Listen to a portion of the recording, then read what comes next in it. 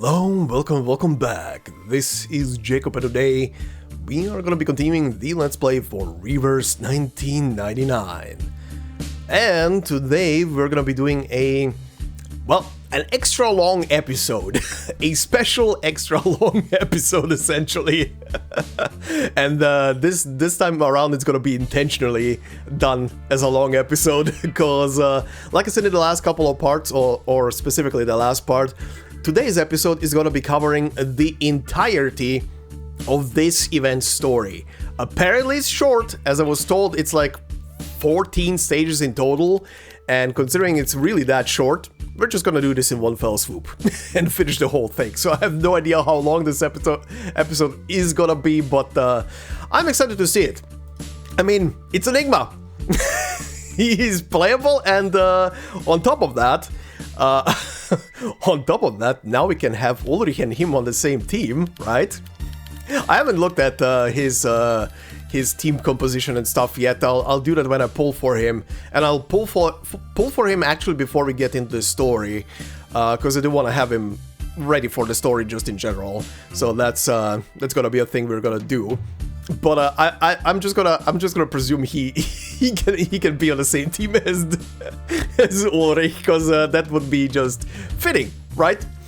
But yeah, anyway, I'm excited to see what this story is gonna hold. Also, very quickly, considering that apparently this story is not only super short, but at the same time is done like it's Enigma's character story. This thing here at the bottom is apparently not a character story. I thought this is gonna be his character story, like on top of everything else, but apparently this here is oh my god, what's the character's name? It's escaping me. This apparently is the same thing as Fatutu's minigame was. I don't know if there's gonna be story, but I'm gonna be checking this out and recording it as part of this episode. But with that said, also, my god, this guy has some absolutely ridiculously good background BGM for both this and this thing right here. What the hell? I haven't even listened to this BGM yet.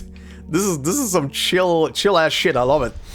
But yeah, anyway, we'll check out both of those in today's part and cover all of that. Now, with that said, considering the part is gonna be definitely very, very, very long by itself, I'll not be checking out Enigma's story and stuff, considering I'll only be getting in literally in today's part. Would have to splice together a lot of stuff from the wiki, and I'll have already enough stuff to edit, so we'll do his file and everything in some future episode. I already have a couple of characters anyway that I need to splice into other episodes to check out their files and stuff that I didn't have the opportunity to do before, like Isolde, like Recoleta, and some others. So we'll do that in the future in some episode that's gonna be super short, and I can just squeeze his stuff in on top of everything else. But anyway, this is gonna be a long part, so we should get to it. But before we do so, considering this is gonna be a long part, I already ranted a lot in the comments of my own video last time. The last episode took way too long to render, and not because of its length or anything. It wasn't even that long, I mean, my videos do tend to be long, but whatever. It wasn't even that long. It was because the editing software crashed like six times in a row at least. And it crashed every time around 75 to 80% being through the video, and I had to restart the whole thing. A whole day and a half went on rendering that last episode for Recoleta, which, by the way, that was a great little character story for Recoleta. I saw a couple of people also enjoy that a lot. Very, very nice.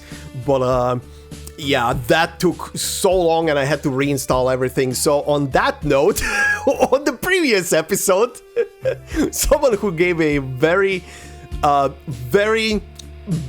believable explanation as to why the episode was crashing, or rather why the editing software was crashing, came from Nepothy, who said, It's probably the Olive trailer being so good and so nice that the video had to undergo many different revisions to find transcendentality or something, but that's just a hunch. You know what? Like I responded down below myself, I'll believe that. I'll believe that theory. You have no idea how much of a pain it is. You guys have no idea. No one, I think, unless you doing editing yourself, you have no idea how much of a pain it is when a long project like that doesn't go through and you have to repeat the whole... I mean, it's just a button press, but you need to start it again and wait for an hour and a half just to see if the thing is gonna crash again. And then it happens 6 times in a row and you're just like, okay, screw this shit now. Had to reinstall the whole editing software from ground up, and then it worked. And then it suddenly worked. Transcendentality, I guess, achieved at the end of the day. It was such a pain in the ass. It was such a pain in the ass. Good God, I hope today's episode isn't gonna do the same shit because I don't want to reinstall everything again. Anyway, Nepathy, thank you very much for that very believable theory that I will be absolutely 100% subscribing to. But with that said, oh yeah, with that very quickly as well, I want to just quickly add one thing here before we do the Enigma polls. Considering that the collab is gonna be very, very soon for Atomic Heart, I said this in the past, and I wanted to play through Atomic Heart here on the channel as a live stream, but sadly, I don't think I'm gonna have the opportunity to do so, and the one and only reason being because I saw that it's available in the PS Plus catalog. When I was looking at the game the last time, because I was curious if it is in the PS Plus catalog, I saw the little yellow plus symbol next to it, but that wasn't there because the full game is available in the catalog if you have the subscription.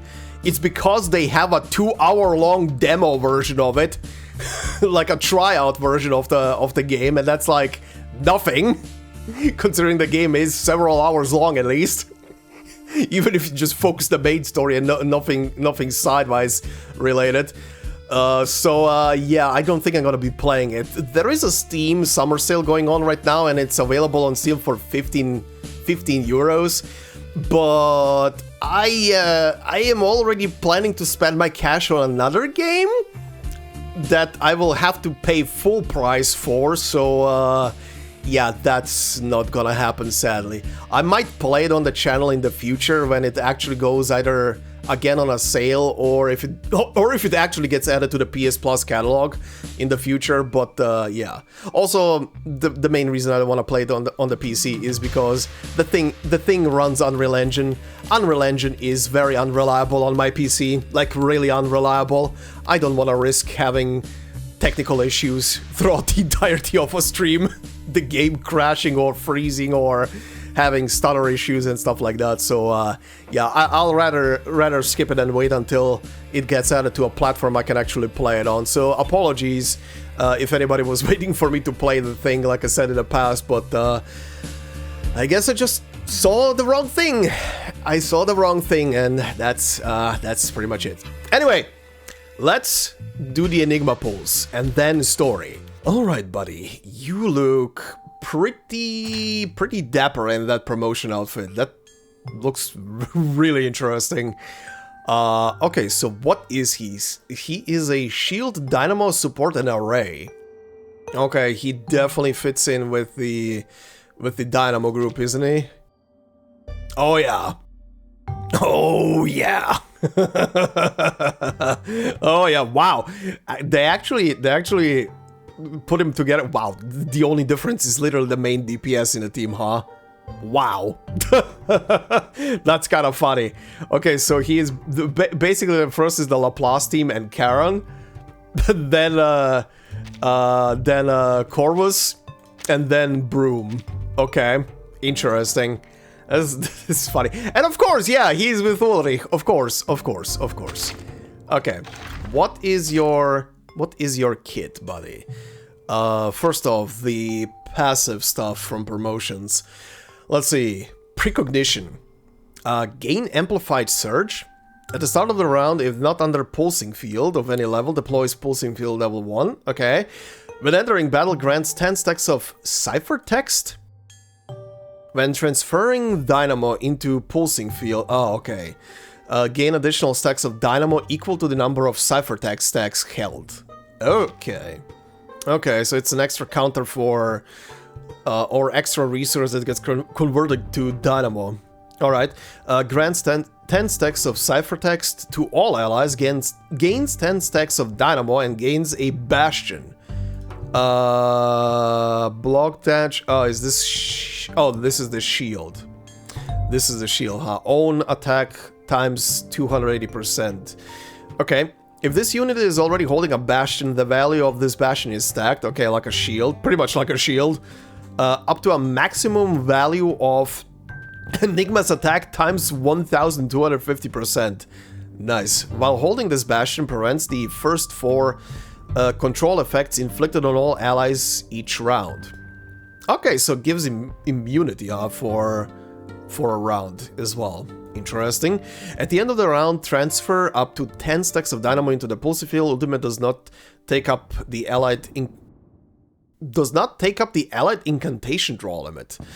Okay, that's nice. Reach inside 1 whenever an ally actively takes an action whenever an ally is attacked, and at the end of the round gains 1 stack of Loop Chain. When this reaches 5 stacks, casts Closed Loop Principle once and removes 5 stacks of Loop Chain. Holy text vomit. Oh wait, is this the same as... This looks like the same text. Oh, no, never mind. Mass attack, deal 200% reality damage to all enemies, grant 5 stacks of ciphertext to all allies, and gains Bastion. Okay. If this unit is already holding a Bastion, yeah, stack the Bastion, blah blah. While holding this Bastion prevents the... Okay, so this part I was looking at, this was the same as the one thing above that I was reading. Okay. Loop Chain. When there are 1, 2, 3 or more Dynamo characters on the team, all allies' ciphertext stack limits increase by 1, 2, or 5. Okay, so higher stacks. Then he gains just basically attack, okay? When entering battle, gain Moxie plus 3. All allies' Dynamo stack limits increase by 20. At the start of the round, if this unit is holding a Bastion, grants damage taken reduction 30% to all allies for 2 rounds. Very interesting support. Makes for one tanky setup, I guess. The team with him can take quite a lot of damage, I guess. If everything goes well. Okay, so buff skill. Mashing Mines. 3 rotors, 26 keys, innumerable possibilities. Okay. So, self-buff, gain Bastion. If this unit is already holding a Bastion, yeah, stack it. Blah, blah, blah. Okay, so this is just a shield part. This is just a shield part of the thing I was reading earlier. Okay. Infinite Translation.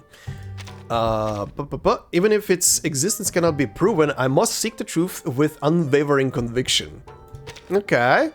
1 target attack, deal reality damage, grant 3, 4, or 5 stacks of ciphertext to all allies, and gains 10 stacks of Dynamo. Okay. The Riddle and the Answer. If even the most unbreakable codes can be broken, the universe itself can be deciphered. Self-buff, gains Cipher Machine. For 2 rounds, dispel all stat down, negative statuses, and control effects from all allies. Gain 5 stacks of Loop Chain. Cipher Machine grants critical damage plus 20% to all allies. For each stack of ciphertext removed among all allies so far, additionally grants damage bonus 2% plus 2% to all allies. Counts up to 30 stacks. Ciphertext removal counter resets after trigger. Ooh, he's an interesting buffer. He's definitely an interesting buffer. Okay. Well, time to pull. Let's see. First 10 pull. Spin the wheel. Make sure not to click the skip button on the top. Click down below. Don't make the same mistake again. Okay, that was the first one. Second one. 3 5-stars, okay. I can live with that. That is a nice spread. Actually, who is... Oh, no one is promoted extra on his banner, it's just him. Okay, third pull. Still nothing. 2 5-stars. Fourth pull. 1 5-star. Pretty much the guarantee one. I think the last time I got the 6-star as the last one, so yeah, we are starting from the beginning. Fifth pull. 2 5-ers. Sixth pull. Oh, this one sucks. Okay. Okay, this one sucks. Seventh. And now we pray. And now we pray it's him. Is it him? I think it is. Hell yeah. No need for further introductions, Timekeeper. Now that I'm here, our cooperation is 200% confirmed. So if you don't mind, I'd like to hear your plans so the LSCC can prepare their next steps. Okay. He's down to business. Okay, we're done. 10 pulls. That wasn't actually bad, and I actually got him. Didn't have to keep on pulling. Cool. Quick promotion then.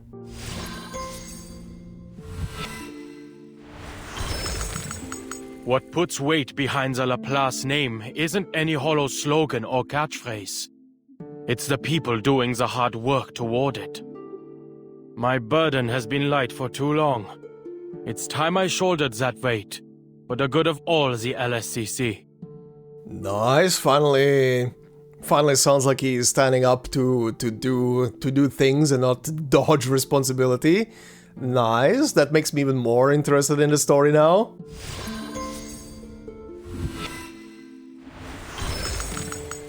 Mit einem ungestörten Raum, einen Stift und Papier. Kann ein Forscher innerhalb eines endlichen Raumes die Unendlichkeit erforschen. Leider scheint es einen solchen Ort in dieser Welt nicht zu geben. Okay. Let me see the sentences again. Okay, what was this again? Mit einem ungestörten Raum, einen Stift und Papier. Kann ein Forscher innerhalb eines endlichen Raumes die Unendlichkeit erforschen. Leider scheint es einen solchen Ort in dieser Welt nicht zu geben. Oh Gott. Mit einem ungestörten Raum.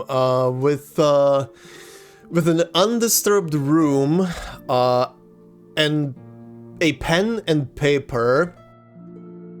Kann ein Forscher innerhalb eines Raumes.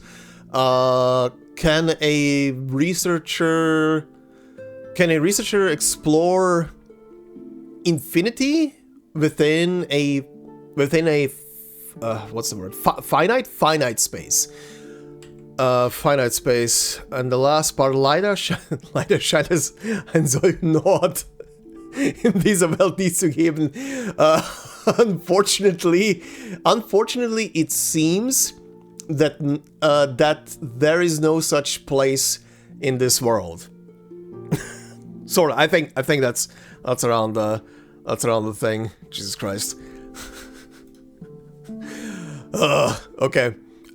Interesting, buddy. But we need to promote you one more time.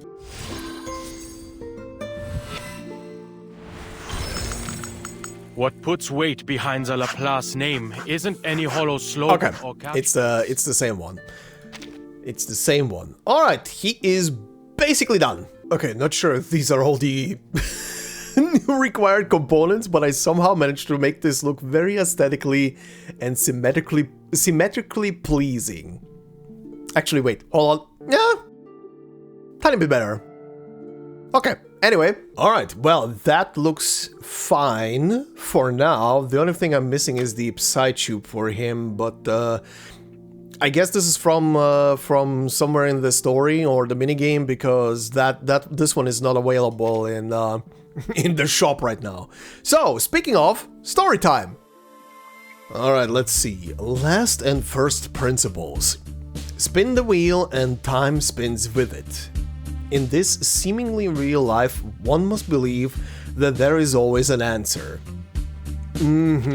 Actually, yeah, it's right here. Okay, cool. Cool. Gonna need that. Also, I need this menu music right now. A lot.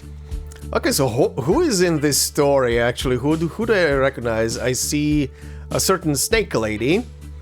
I think this is Kiperina, and the name is escaping me. The name is really escaping me right now. I know who this is with Kiperina. No idea who that is in the background. Too small of a silhouette. Or who this... Oh, this is Ulrich, probably. I see the round head. Lucy is very easily recognizable. And I presume Butterfly Lady? Okay. Curious. Let's head in. Let's see, starting with Enigma, huh? Yep, 14 stages. Okay, let's see. The Uncanny... that Uncanny Green. Buried deep, no echoes return. Alright, let's go.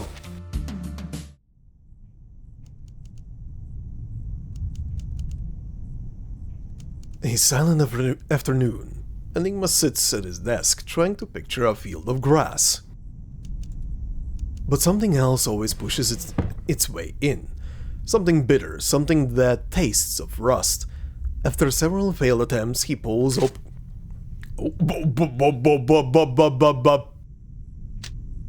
Greta Hoffmann. Diejenigen, die nicht vom Sturm geholt werden. Wohin gehen sie, wenn sie sterben? Ich möchte es selbst überprüfen.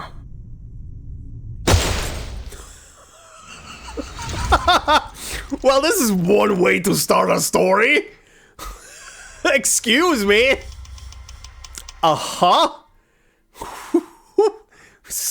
No chill.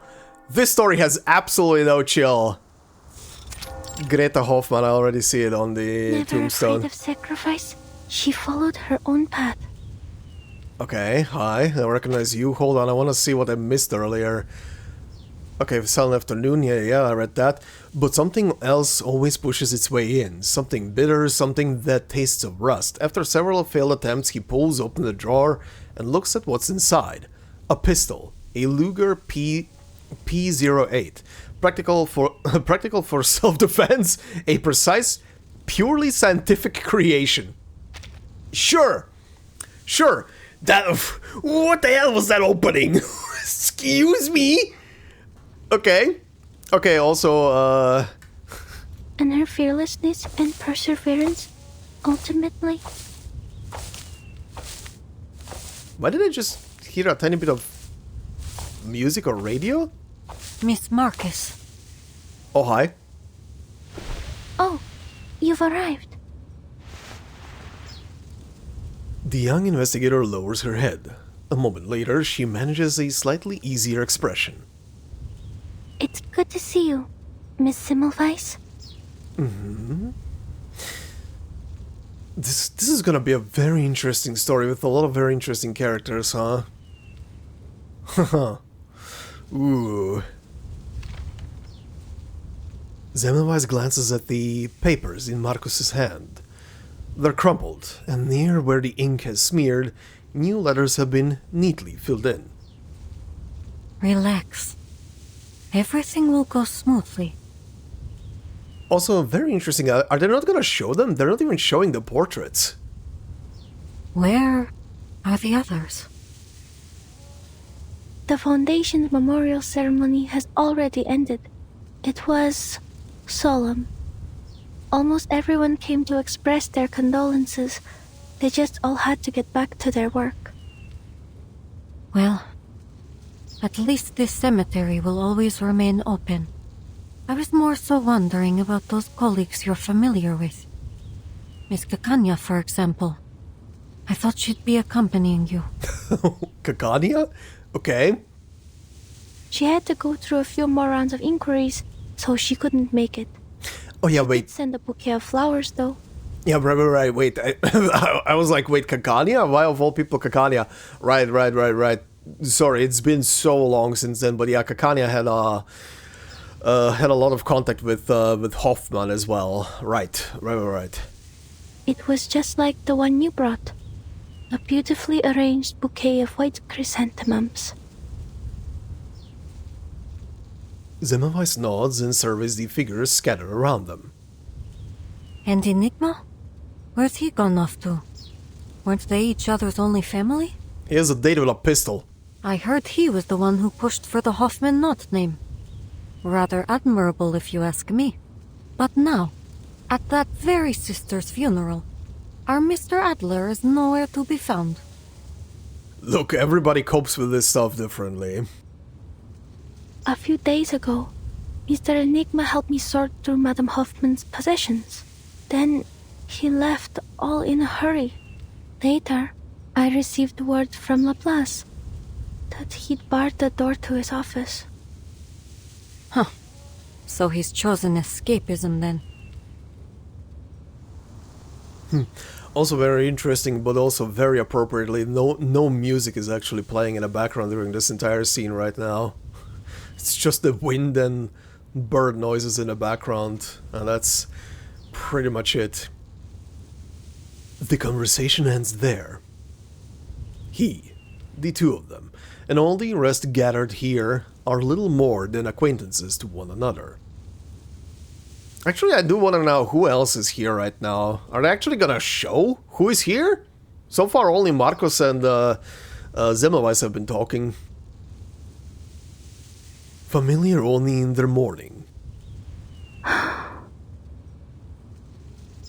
last, Marcus speaks again. There was a mailing list among Madame Hoffman's possessions. Oh? Oh, hi.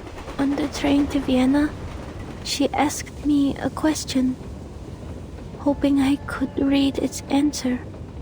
Oh, that thing? What is the best way for someone to defend themselves if they cannot use arcane skills? I read the answer she expected. She asked because she was preparing a gift. The words fly out of her like fired bullets. Funny you should mention bullets. What a rare thing, the chance to ease unbearable grief simply by sharing it. Mr. Enigma packed the list, her documents, her ID badge, and her diary into a box. Madame Hoffman's entire life reduced to a tiny box. Then he stopped and he asked me, "Where do you think Greta has gone?"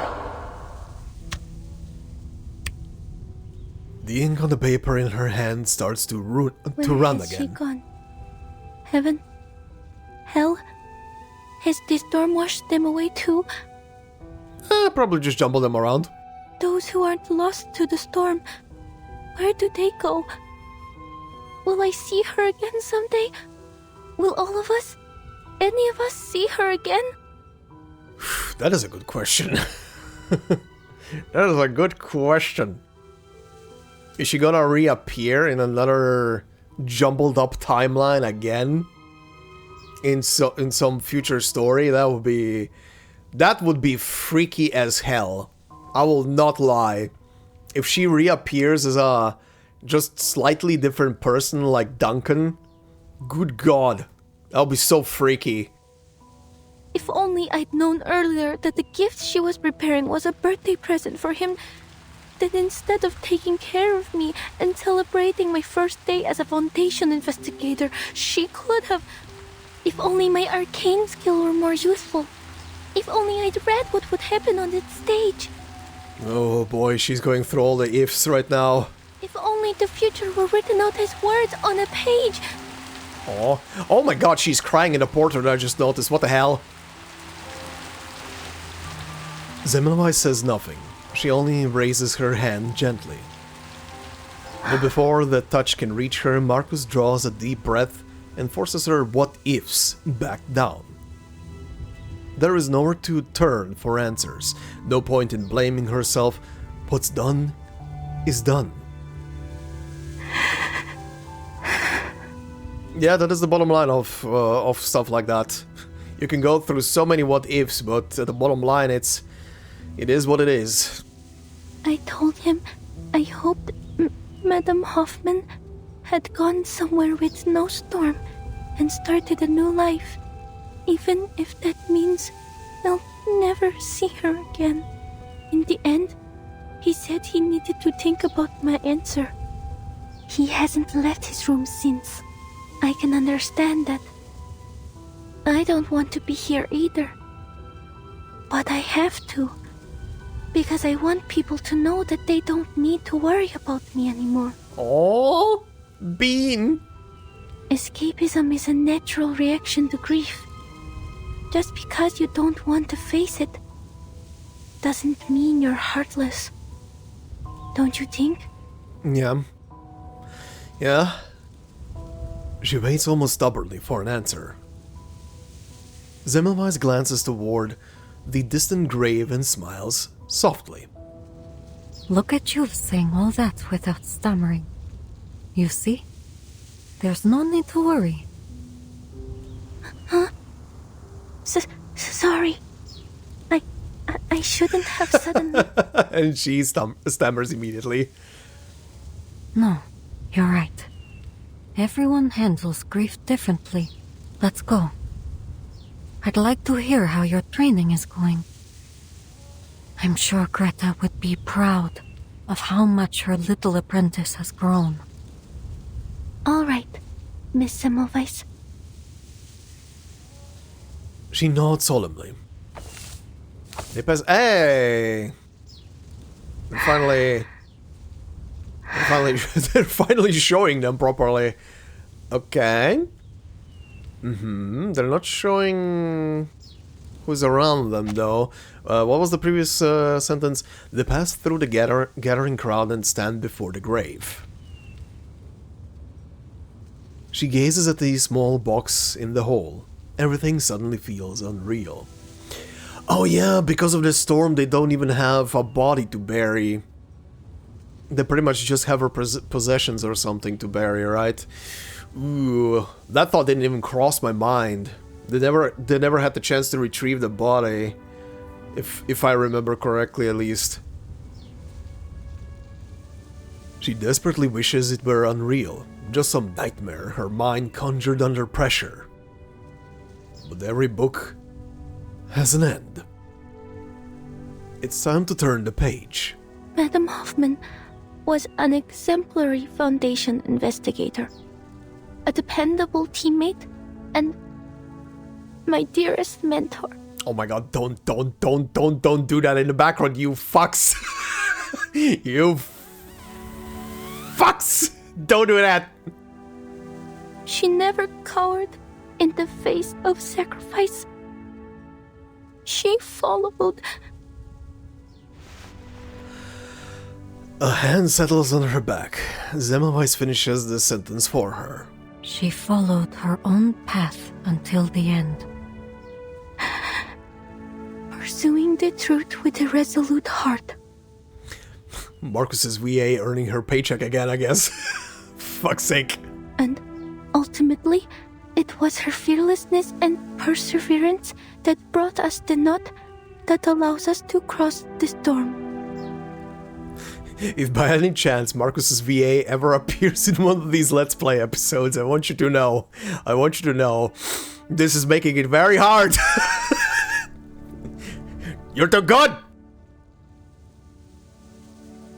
That's why I have to cherish every chance to keep the story going. She inspired many, none more than myself. She gave me the courage to leave the Flennon Isles, allowing me to witness and read so many new things.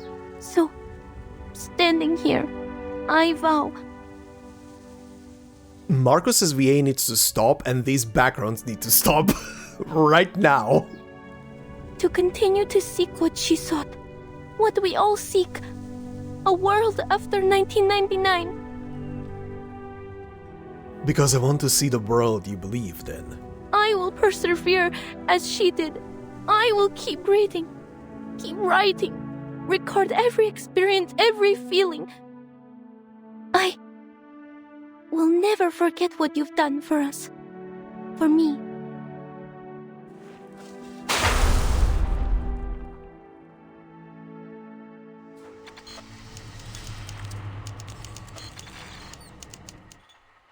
We just started. Can I get a break?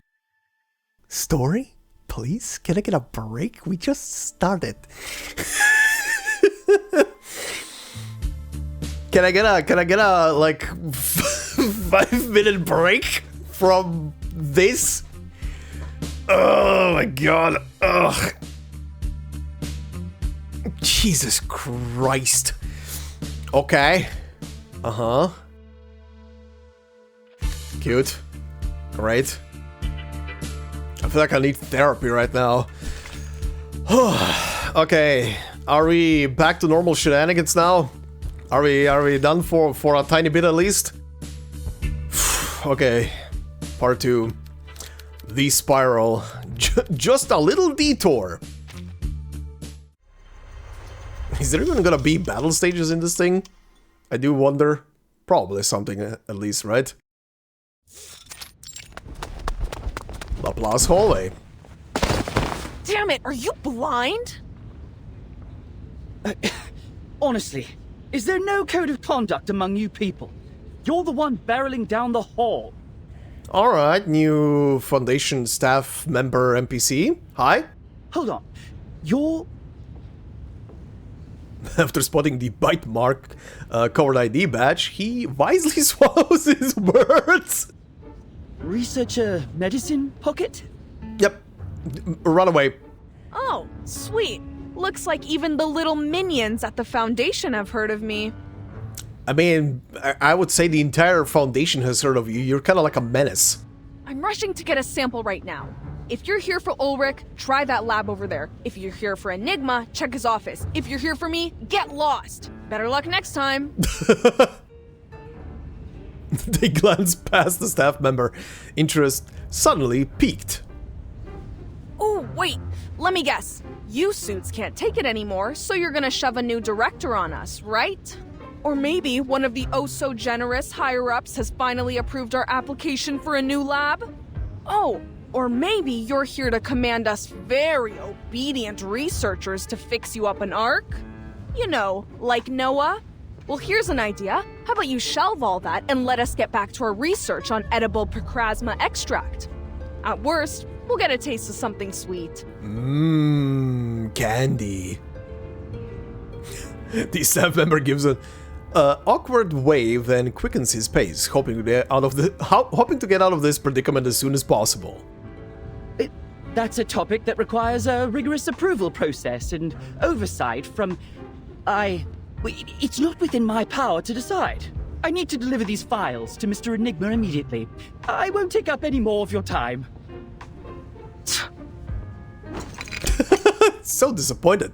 What the hell? They toss a small metal tube to the flustered staff member. Give him this and make sure he eats it. My application's been sitting on his desk for 30 hours. Looks like the only way I'm gonna get through to him is if he experiences it for himself. Oh, some new concoction Medicine Pocket made? If there's an emergency, just press the button on the wall, not the red one. Not the red one. Medicine Pocket doesn't wait for a response, disappearing around the next corner instead. The staff member is left with nothing but a closed door in the distance. I like how the thing is still in front. You can follow the proper procedures to file a complaint against Researcher Medicine Pocket. Sure. He tosses the metal tube to one side and grabs something off his desk. A crumpled ball of paper drops neatly into the wastebasket by the staff member's feet. The application has already been reviewed. the ever-generous assessor that I am. As for your request, based on the progress of our other projects, you can expect a response in about 69 business days. Nice. This is an urgent matter, sir. I understand completely. It's a pity for us both that Laplace isn't a wish-granting machine. If it truly is as urgent as you say, put the documents on the pile to your left. Make sure not to touch anything else. Then when's the earliest? 52 business days.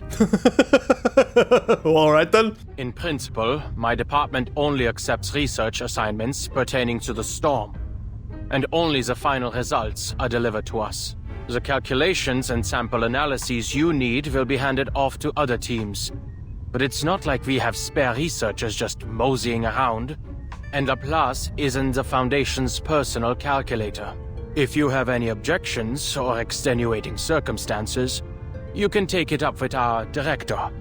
But of course, the position's still empty. I'm only standing in to manage the documents and affairs no one else cares to deal with. Looks like it'll be a tough job to find you a team. Close the door on your way out. Alright.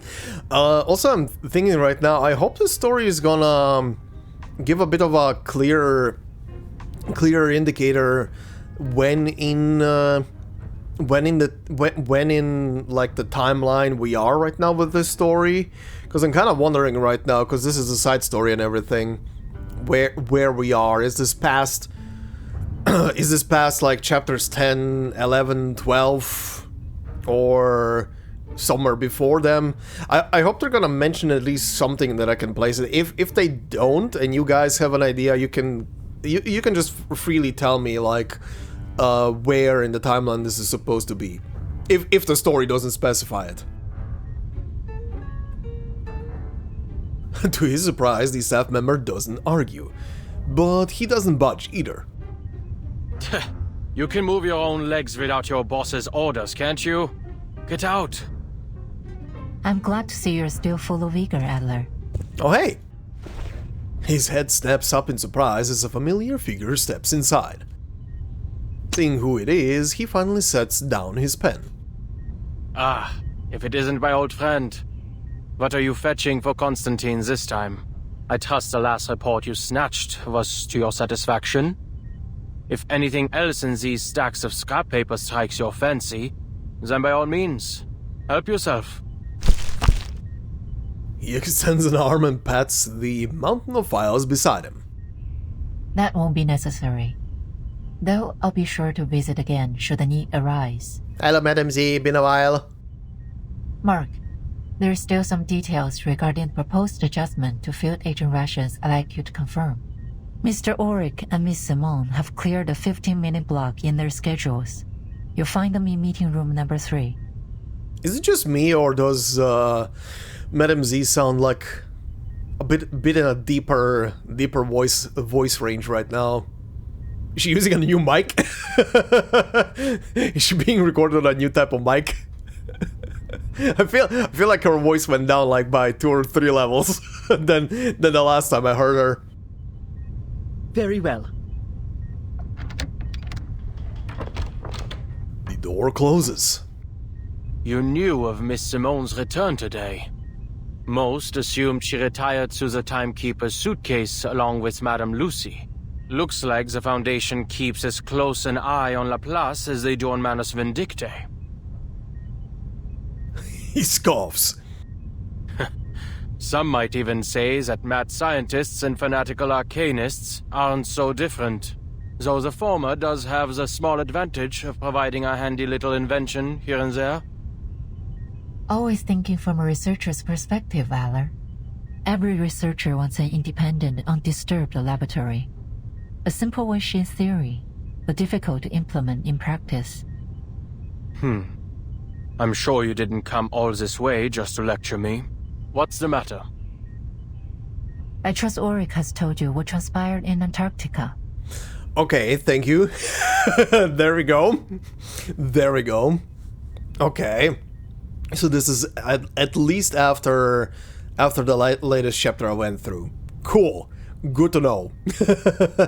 Good to know. Not long ago, we received reports from a field agent squads and investigators. This time, the storm has brought us to the year 1920, and to a war that should no longer exist. Yeah? The storm is hardly a perfect formula, and historical records often contain inaccuracies. Even under our current theoretical models, Arcana maintains a degree of uncertainty and unknowability. A minor error such as this should come as no surprise to you. He takes the stack of reports in Madame Z's hand, nonetheless. As he flips through its pages, his expression grows serious. An error of this magnitude doesn't follow any of our current models. Yeah, this error is, a couple of years off. This flood has destroyed at least 2/3 of all our prior findings. Since the beginning, we've diligently tracked the occurrence frequency of the storm. We've also long gotten used to it abandoning any semblance of a pattern. Because those who haven't gotten used to it are no longer with us. A scornful laugh. It's never easy to have your world turned upside down, for anyone. It's overwhelming at first, but the more you see it happen, the easier it is to accept. Of course, some still have their objections. There have been countless debates on whether we should prepare for war. Laplace is not an arsenal. Our more radical members believe that, since research on the storm will continue to be lost, we should divert our resources elsewhere. The LSCC has been without a director for a long time, and the Arcanocentric Society Institutum Laurens has gone unchecked. There is reason to believe that this has impacted Laplace's research efficiency. Interesting. Interesting to hear about this internal shuffling and turmoil that is happening between both the Foundation and Lorenz as well. Plus Lorenz, yeah, Lorenz was always kind of like the more offensive type, right? Compared to the Foundation that is more oriented towards research. Interesting. She studies Enigma's expression, knowing he's already figured out why she has come. So, to ensure our collaboration with Laplace continues to yield valuable results, the Foundation plans to dispatch a director of their own choosing. Absolutely not. His clenched fist never comes down on the desk. He stifles his anger. Rage won't help him now. I don't agree with the sentiment, nor do I believe the Foundation should assume complete control of Laplace. However, the reality is that, besides some perfect directing machine, the members will be the most easily persuaded if we appoint a human as director, which is why I've come to you today. If, under your leadership, Laplace can produce a persuasive new discovery during this tumultuous period, it would help my cause immensely. Of course, no matter what, I'll continue to express my support for Laplace's independence to the Foundation. Thank you, Madame Z. Enigma looks at his old colleague. They worked together a long time ago, if only briefly. What exactly are you hoping to achieve with all this politicking? For Laplace to align itself with a Foundation? Or with yourself? You don't seriously expect a group of scientists to spend their time strategizing these things like some kind of warlords pushing clay figurines around a sand table, do you? Interesting, you would be bringing up figurines, Mr. Storm Protocol. Madame Z doesn't answer directly. I'd like you to continue your research on the toy box sent by Mu-C3. Investigate the source of its power and use its simulations to push out a report. Wait, actually, is this where Pre-Storm Protocol starts? Or are they already, like, in the throes of doing that whole thing? Producing a final pre-storm protocol will refute the accusations that the LSCC lacks risk management policies, and the core of the toy box may just provide the new results you need. I see your reasoning, but why are you telling me this? Surely you aren't offering your help simply out of the goodness of your heart. What exactly are your feelings toward Laplace nowadays? Nostalgia? or some kind of scientific idealism. Madame Z pauses. Then she brings up that old, often discussed topic. I still believe we can reach the final theory. Something all-encompassing that unifies the entire universe. Enigma falters, then lets out a sigh. Well, in that, we've just been going in circles. In a decade, all we've managed is to return to the 11th dimension. But that doesn't mean all our past efforts have been meaningless. She rises, cutting the conversation short. The Timekeeper hopes to understand the situation outside as soon as possible. Once you've arrived at a conclusion, please contact me immediately. The door closes again. Hello.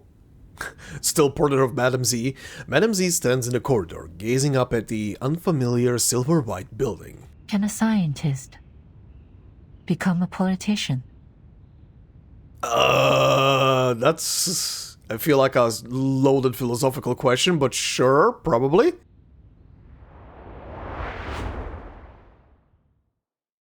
How do you want a scientist to become a politician? That's a... That's a good question. Oh, we got a little star. Let's see. School days. During her university days, not even the grand unified theory could predict that a graduate would become a politician. Reminisce. Okay, what is this? String Theory 101! Oh god. A philosopher from your homeland once said, "If we take a foot-long stick and cut it in half each day, we will never reach its end." No, I'm not here to discuss calculus. I'd like to ask you this. Do you think a stick can truly be divided forever?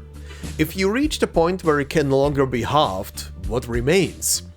You might say it's some fundamental particle, but in my class the correct answer is a string. Nature's most basic unit is not a particle, but an incredibly tiny string. Divide a stick to its limit and you'll find a string. Divide gold down to its limit and you'll also find a string. Even the basic unit of gravity should be a string. The entire world is made of strings vibrating at different frequencies in unseen higher dimensions. They may seem insignificant, but they are everywhere. Some pragmatists may laugh at you for taking this class. Why deal with a fantastical theory that has no experimental proof? I am a human, but you are an Arcanist. I hope you understand my pursuit of a perfect concept, Miss Zhang. Also, using her actual name here. Interesting. Interesting that we're bringing string theory into this thing, huh? Wonder if that's gonna lead to something. Let's see, part 3. Oh, that's a gathering. That looks like a fun little gathering. Oh boy, the answer at the bottom. Don't readily accept rehearsed stories.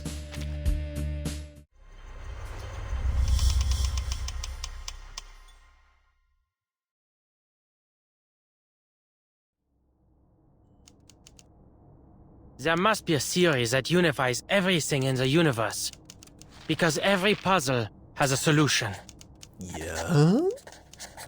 Lines form a framework waiting for one letter to anchor the answer. The word is like a crossword. If you follow the clues...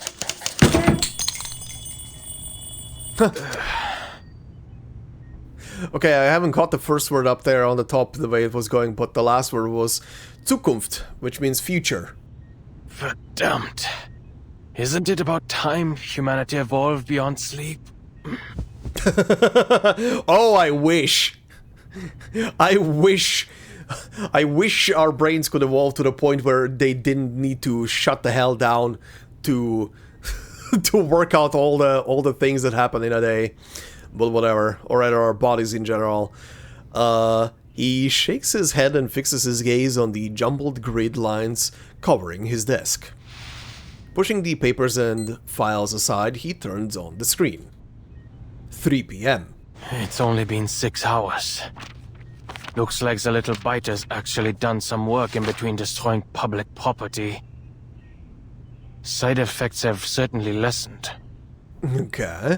Oh, so I guess the medicine that MP sent him is something for Enigma sleep? Did I throw away the instruction manual? What did it say? Never mind. The little side effects have already been eliminated. The other symptoms don't matter. The lethal side effects have already been eliminated. Good for you? He rummages under the papers for the metal tube and tips 2 colorful candies. I hope this helps. What is this, Smarties? What the hell is this thing? Tips 2 colorful candies into his palm. Toybox research, the Timekeeper's request, new results, and Lorenz. Alright. As always, problems rarely come alone. But the more problems there are, the closer we are to the solution. Damn. We need to stop creating more problems. No shit! Ulrich slams his fist down on the desk in an attempt to end the chaotic discussion spiraling before him. Unfortunately, in applause, shouting only invites a louder rebuttal. Then get rid of the approval system so we can all work in peace for a couple weeks. You know, spend our time actually experimenting instead of writing damn reports. That's our problem. I'm telling you, even if Enigma locked himself in that room for the next decade, he wouldn't get through them all. Focus on the matter at hand, researcher Medicine Pocket. The toy box has been fixed for now, and the communication problems it caused have also disappeared. But we need to come up with a way to prevent any similar incidents in the future. Okay, so we are past chapter 10, and we are past obviously past the current stories that have been told through the last couple of pre-storm protocols. So they fixed everything basically with that thing. Also very funny that they're using the background from, I think this is the background from the, is it from the last one? From the last pre-storm protocol? I can't remember. Or were they all having like a similar background? I also can't remember that. I remember the last one having a similar background to this. And it's crucial we figure out how it had such a widespread effect. We can't risk almost all of Laplace speaking in cipher again. I, for one, believe it's related to the storm syndrome. But our research progress has been far too slow, so I need everyone. There you go again. You're gonna say that the language disorder interfered with our work, right? Well, let me make this clear. Whether I use cipher or decimal or freaking latte art to communicate, it's not gonna stop me from doing what I want. Yeah, but you're doing shit solo. Most people do shit in groups, and it's kinda hard to communicate in a group when you can't communicate. Medicine Pocket mimics Ulrich's tone, drawing out the words. Those emergency handbooks are only filling that tank of yours with useless garbage data. Whatever happens, my advice is the same. Thanks for that performance. Mind your own business and let us fend for ourselves. Huh. Sounds like you've gotten over accidentally ordering critter chow at the canteen. I suppose it is quite difficult to decipher a Tetris-based language, no? Hi there, Elizabeth. How's it going? Been a while since I saw you properly. And no, we can't just blow up the toy box, Medicine Pocket. As I said before, it cannot be destroyed through arcane or scientific means. You should know when to quit. Blow it up? Absolutely not. The ferrofluid nearly bounces in a tank. Adler already notified us that the Foundation is pressuring us to deliver persuasive research results. This isn't the first time they've used our laissez-faire attitude as an excuse to attack Laplace. We need to use the toy box's simulations to create a reliable emergency protocol. Okay, I get you. We just need to submit something that'll shut them up. So why don't you round up everyone who's been wasting research materials, hand them all Lorentz ID badges, and turn them over? I did hear the Foundation has been quite lively lately. As crowded and chaotic as the crystal structure of austenite, supposedly.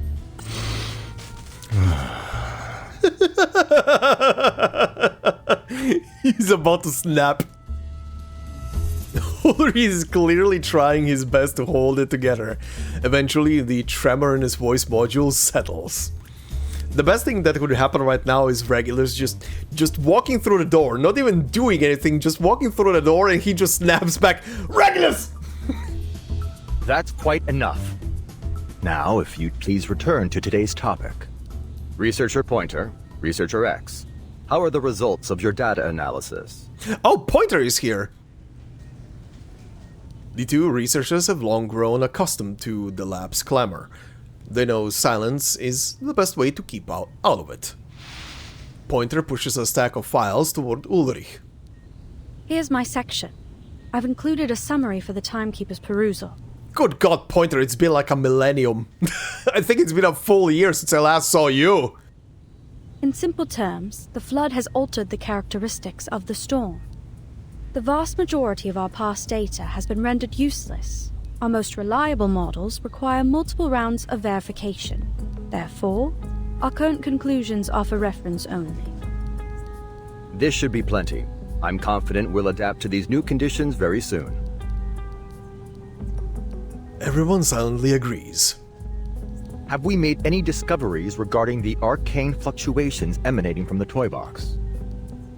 If we're only looking at the numbers, the magnitude of these arcane fluctuations far exceeds normal levels. Oh god, of course you're here as well, right? I also consulted all the Arcanists I know with arcane skills related to language, words, or sound. None of them could find any man-made traces in the fluctuations. I have two hypotheses.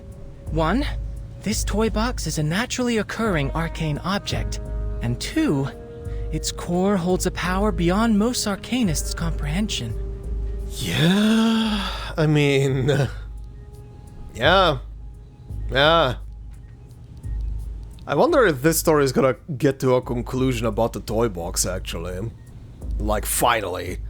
That'll be kinda interesting if they finally figure out what the hell is making the thing tick properly.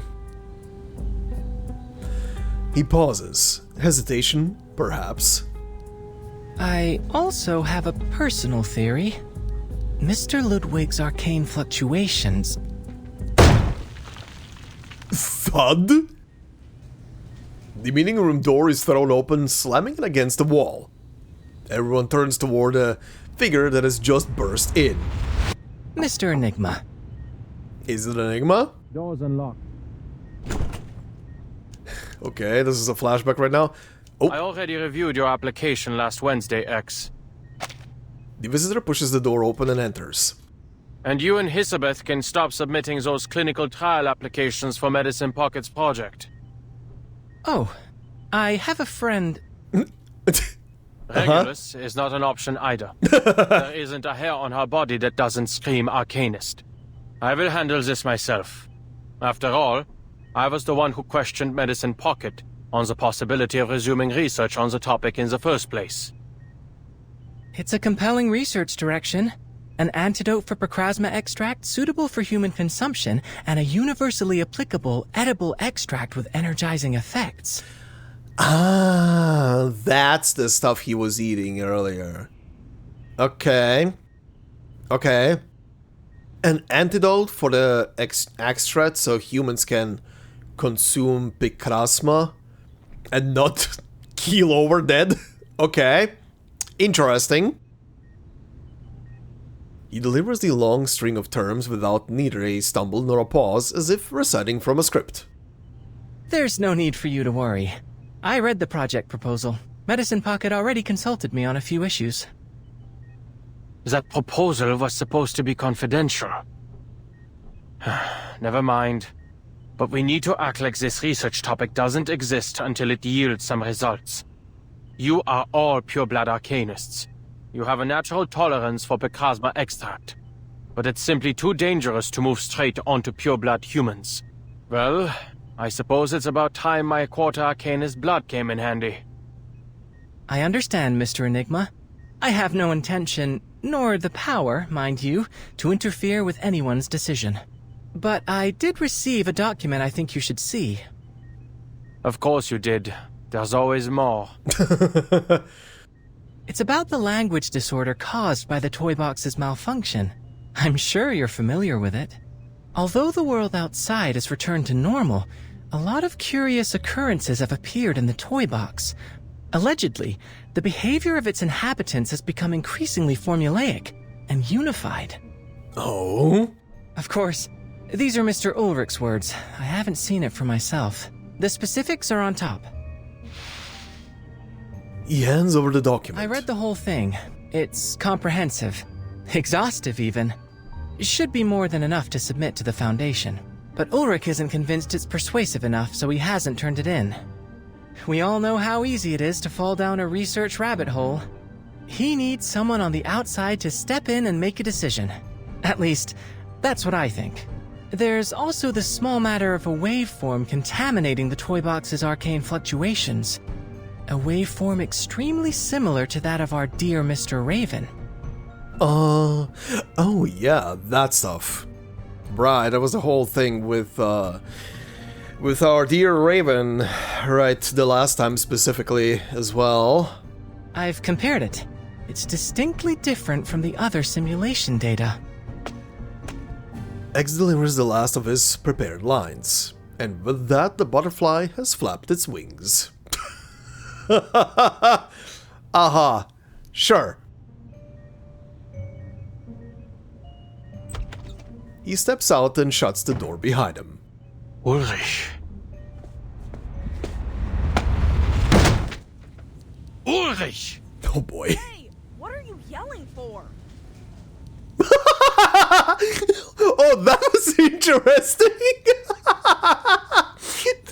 That was interesting just in the background. The medicine pocket randomly. Hey, what are you yelling for? That was kind of funny and interesting. Okay. I'm trying to return this copy of your report that you forgot. Oh? Well now. Oh, this is where it ends. I was like, thinking for a second that we were going into another flashback or something. Oh, 2 things. 2 stars. Okay, left one first. Toy Box User Manual. After all, you may not even know how to play with toys at all. Shh. Oh, hi, Muse. Let's see. Read before opening. Step 1. Swear you are more than 6 years old or at least no longer have a habit of putting toys in your mouth. Sure. Step 2. Place the toy box upright on a firm surface with my handsome face facing up. Sure. Step 3. Make sure no cats are around. Step 4. Make sure you have at least one friend to play with. Multiple personalities count as friends too. Multiple personalities! I feel like this sentence is directed at Aleph. Step 5. Chant this happy little incantation. With Arcanum comes endless imagination. The museum right before your eyes. Muse 3rd reserves the right to final interpretation of this product. Okay, interesting. What was this one? Aftermath. The internet is less reliable than you think. A reboot? Okay, what the hell? Oh, is this back to the people talking on the forum? Yeah, I formatted the servers. Okay. 0001 Anonymous. Okay. The language disorder badly damaged our servers. Much of our historical data was corrupted into garbled text and couldn't be recovered. There was nothing I could do except format the server. Okay, from number 12. So number 1, number 12. So this is what wanting to turn back time feels like. I almost want to join Manus Vindictae. From number 38 I guess responding, or towards number 43.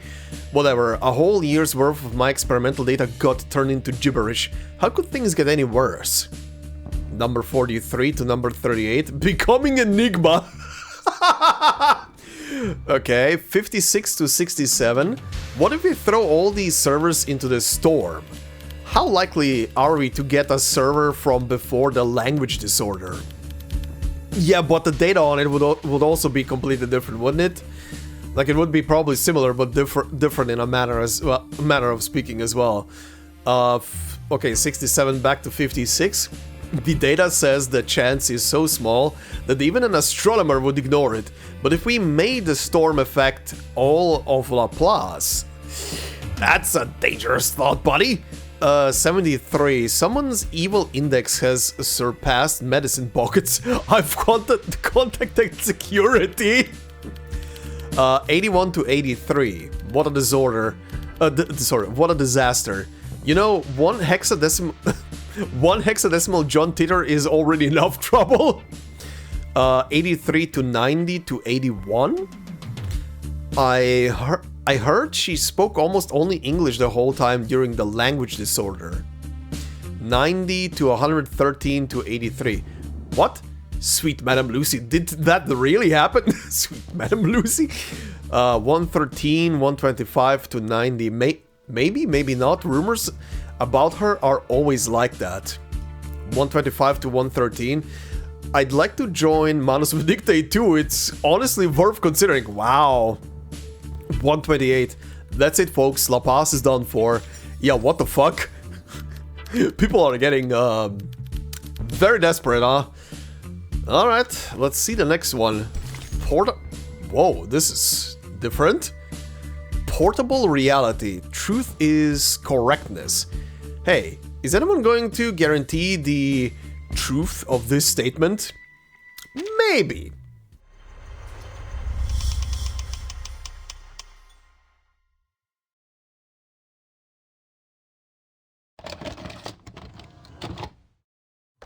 Okay, starting up a tape. Whoa, Forest Toy Box.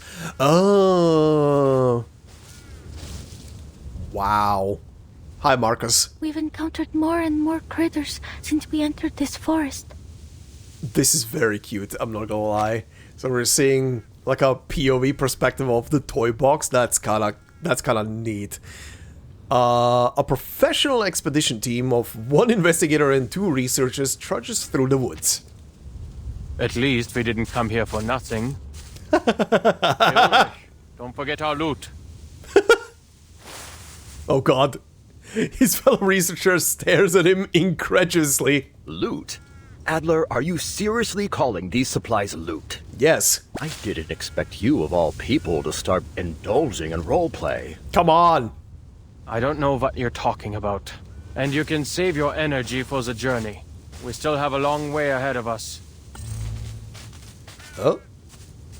Sensing another argument brewing. Enigma? Mr. Ulrich? Perhaps we should hurry. I like that in a toy box, Marcus is as tall as the other 2. Sensing another Marcus cuts in, that was it. So we can get there before the language disorder spreads to all of Laplace. Okay, I guess this is then the start? Ah, good. At least someone in our party can put together a rational thought. According to Muse's map, we still have 7 kilometers until we reach the toy box's depths. If we cross this critter's territory, we'll save 1/3 of the time it would take to go around. Suddenly a strange noise interrupts her. Is that a critter? Uh-huh. No. It's an Arcanist using critter speech. Looks like another piece afflicted with the language disorder. Marcus stares at the Arcanist and frowns. We're too far away.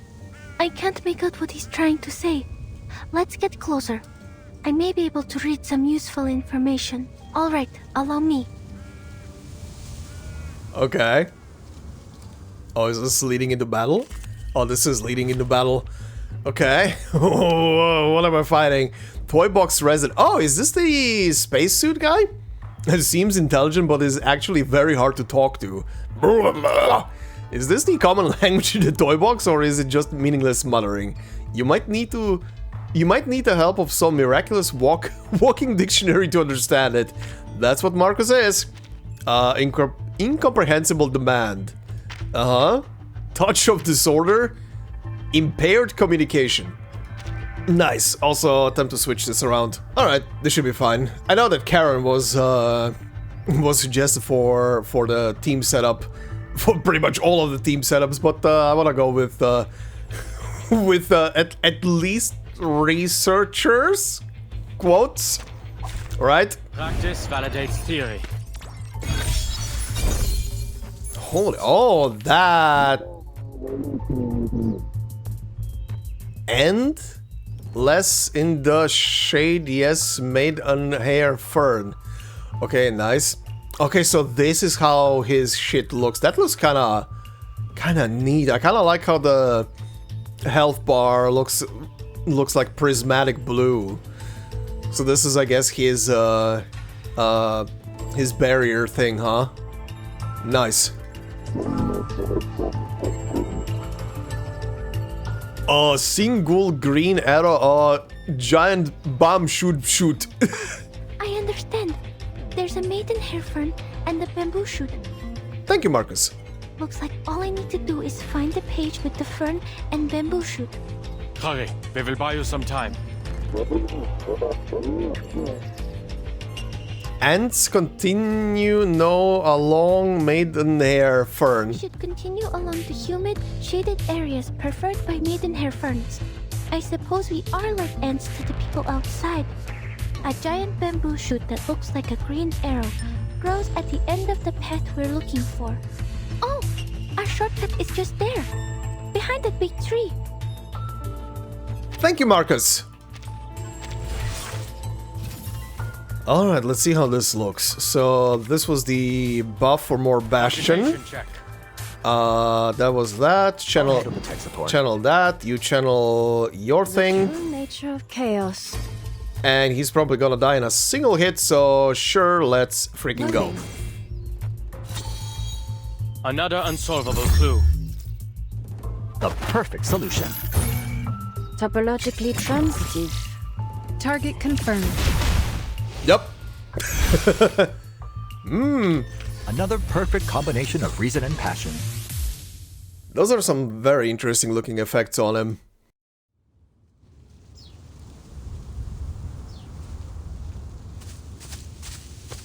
The track ends with a tall building peeking out from beyond the trees. Goodness, this really was a shortcut. I cannot get over the fact that she's as tall as Enigma right now. That looks so awkward. Enigma glances at her. Marcus is excitedly checking what's ahead. A far cry from that head-down figure he vaguely remembers. Yes, the spitting image of a brave investigator, a mountaineer, I'm very grateful for your help, Miss Marcus. I wager we'd still be running in circles if you weren't here. Indeed. We can maintain this rate of progress. Ulrich just jumping in front of the camera is hilarious. We'll be submitting an up-to-standard pre-storm protocol very, very soon. Fucking music. Okay. Ulrich, why didn't you submit this copy of the pre-storm protocol? Half-finished products have no place in a conference, Adler. Faced with the substitute director's aggressive interrogation, Ulrich only watches as the file is slammed onto the desk. It simply isn't persuasive enough.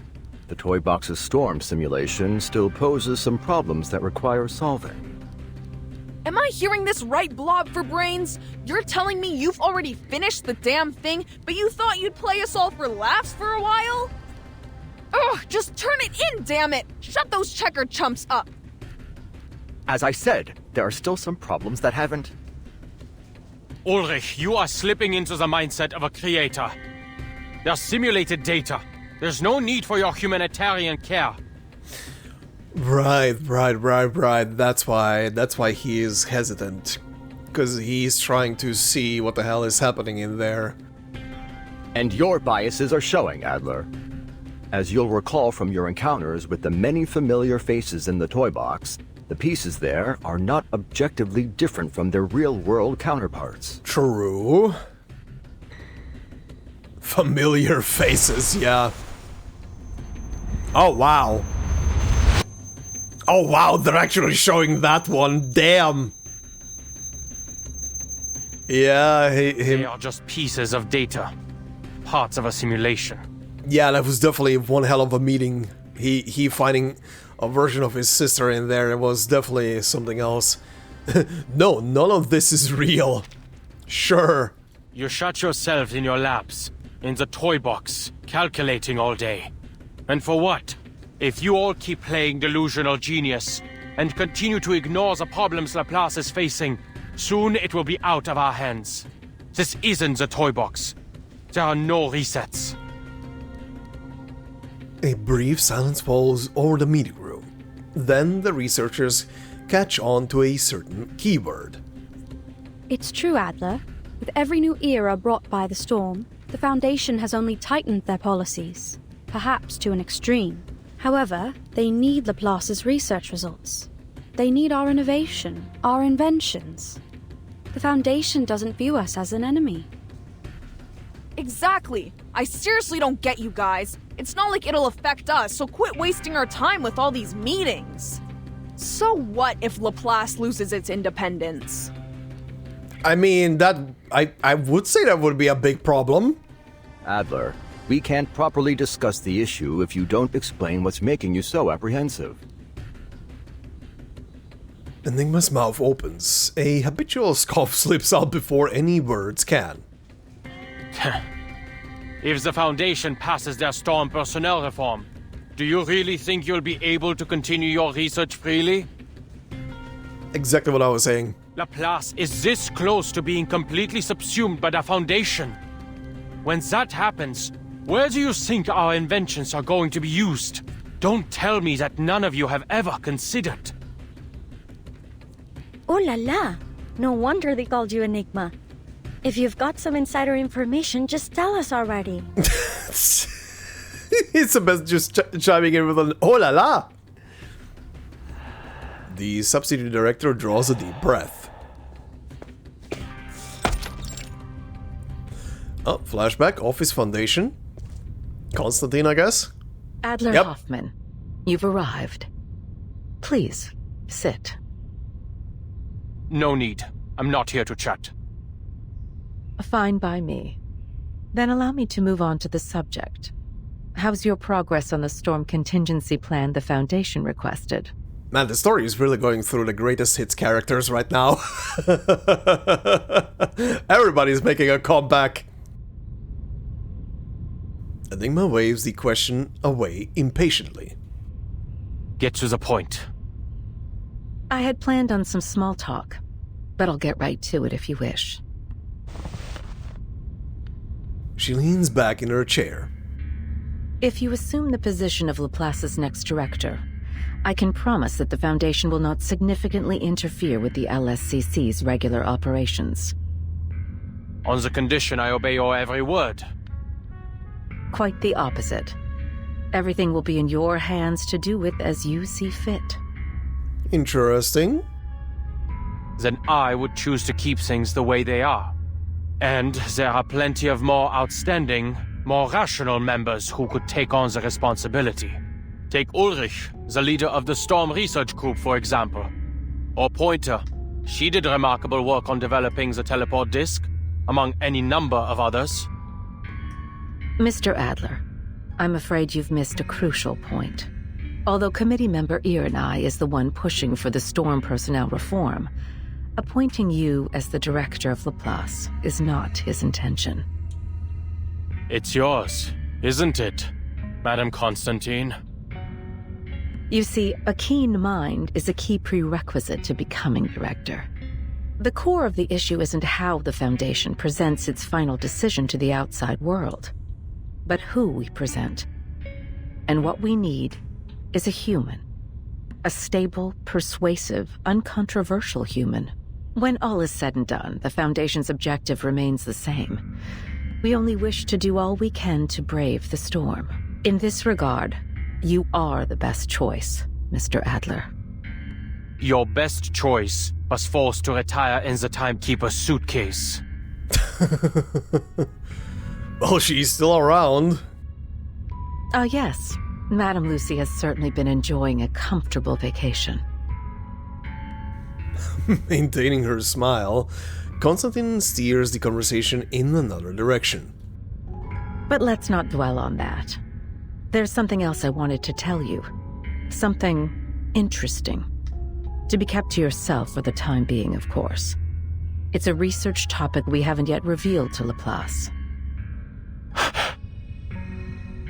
As you're well aware, for many years we've been searching for a method to bring back those reversed in the storm. Well, the Foundation has discovered a feasible theory. If we can inject a person's past memories into a suitable body, then we can restore those who were lost.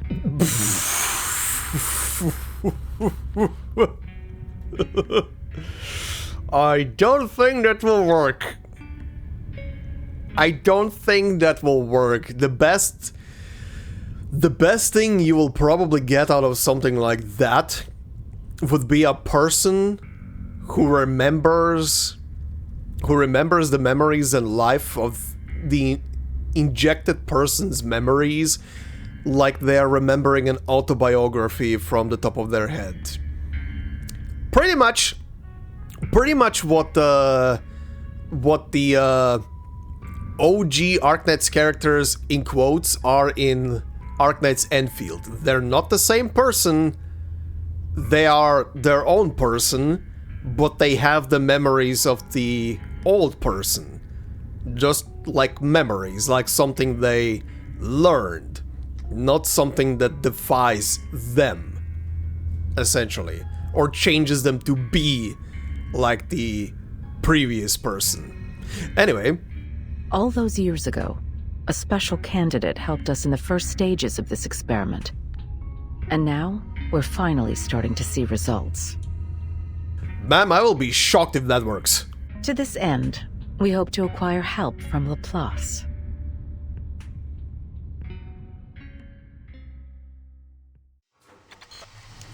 If that works, that is gonna be one fucked up research project. And that is saying a lot.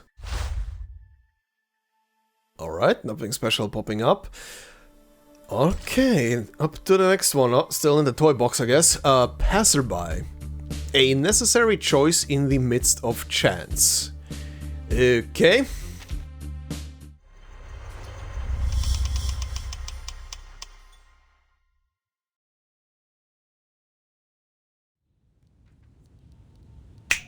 Go on, spit it out! Or have all those long-winded administrative tasks totally destroyed your ability to get to the point? You know something, don't you, Adler? Everyone waits for Enigma to speak, but all they get is a room full of puzzled looks. No matter how much he despises Constantine's implications and methods, he knows that this is neither the time nor the place for sharing what he's learned. The words he cannot speak harden into a stone at the back of his throat. Were he to let it fall, the ripples it would send through Laplace would be impossible to calm.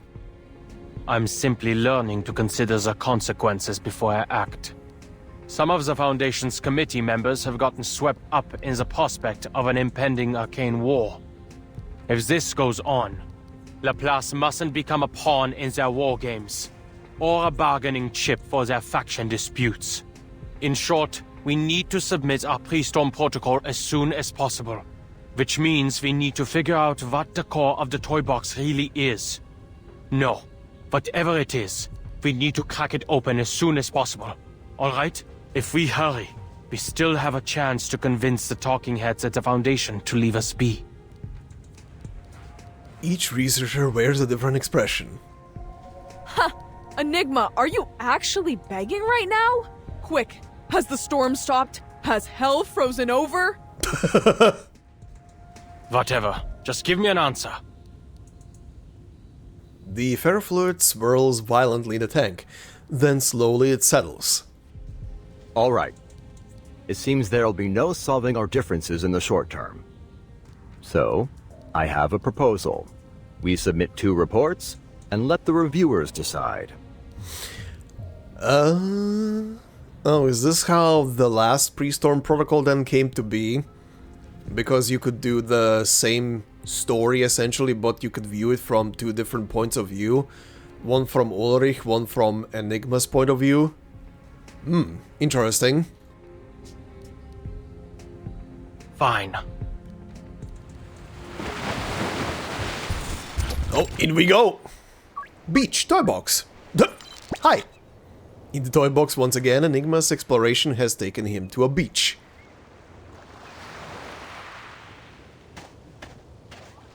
Waves roll in. God, the tree is glitching out. From a visual estimate, the perfect language covers everything in a 5-kilometer radius, with a tower as its center. Yeah, we're actually just going through like bits of the Pre-Storm Protocol story that was part of the Pre-Storm Protocol patches over the several months that it was coming out. Interesting, very interesting how they're congealing it into this story. Anyway, blah blah blah. Waves roll in, foaming at the shore. He looks down at the swirling water. On the beach outside this 5-kilometer area, the environment continues to exhibit signs of language disorder, a new type of storm syndrome. It deconstructs words into phonemes, the building blocks of sound, and uses them as the building blocks of matter. A handful of seawater contains 1, 2, 3, 4, roughly 20 phonemes. Though clearly the phonemes themselves don't carry any meaning, they do leave room to construct one. The waves whirl, causing phonemes to clash. The waves create a chiming sound, like bells. To clash and ring against one another. This seawater holds enough phonemes such that they may organize into morphemes, the smallest units of meaning.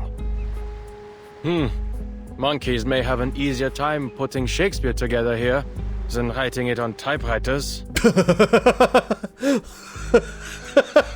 Okay.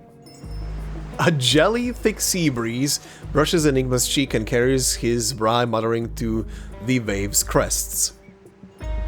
Then the waves break against the shore again, and the wind shifts.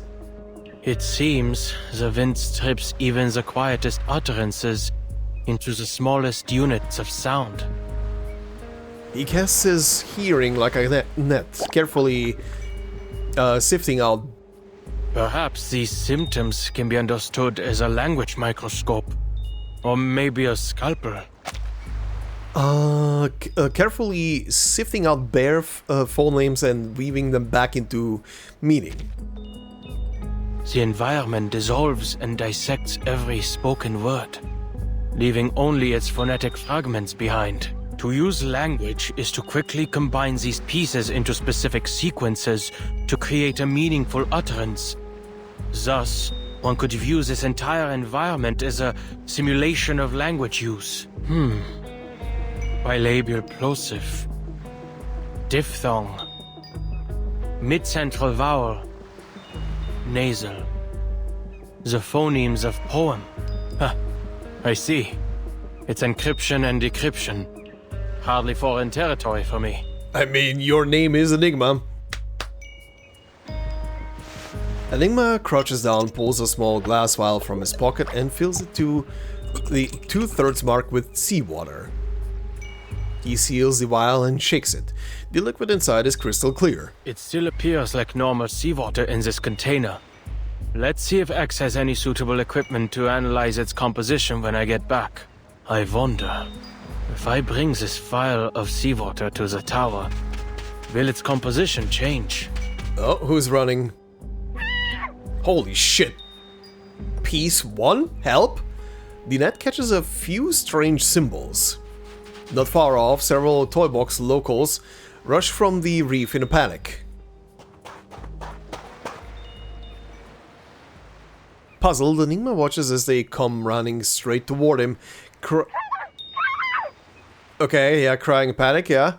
As they draw closer, the phonemes resemble into words. This language deconstruction phenomenon seems to have a limited range. Just now, the limit was around 2 meters.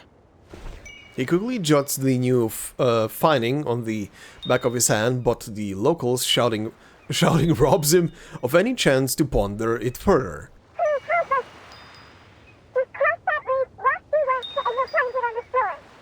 Holy shit, that is some squeaking. Just cross the reef, walk due west, and you'll find it on the shore. Okay.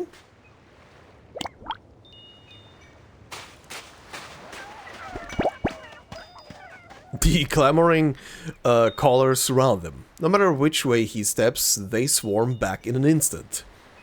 He tries to convince himself they're nothing but cold data, not real people, not worth his time. Critter attacks are common in the toy box. Go find the fellow with the glass tank for a head. I need to get to that tower.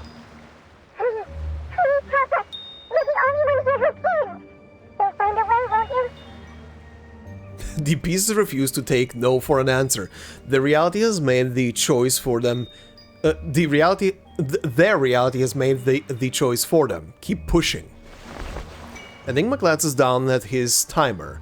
10 hours in the toy box already. If I waste time on things like this, I won't make any progress on the tower's function before the simulated storm hits. I need to finish the pre-storm protocol before Ulrich does. If we wait any longer, our friend will get hurt. Okay. I keep on begging. All the damn pleading. What is this, a time loop? When needs collide, the result is either a standoff or a concession, and lately Enigma has been favoring the latter. There is not a trace of simulation in the panic on their faces. Not even Laplace's most advanced equipment could reproduce terror so faithfully. Lead the way. They cheer and quickly clear a path toward the reef. On the other side, the emergency comes into view. A pack of critters closing in. Okay, battle. Yep. Let's see. Just normal. Yeah, it's Lord of the Toy Box. Quiet like its counterpart outside the toy box. While its speech is incomprehensible, it clearly looks angry. Maybe feeding it some dust will calm it down. Sure. Intimidating roar, body block, survival beneath the tower. That's an interesting name. Aha. Activated. Hello, big kitty cats.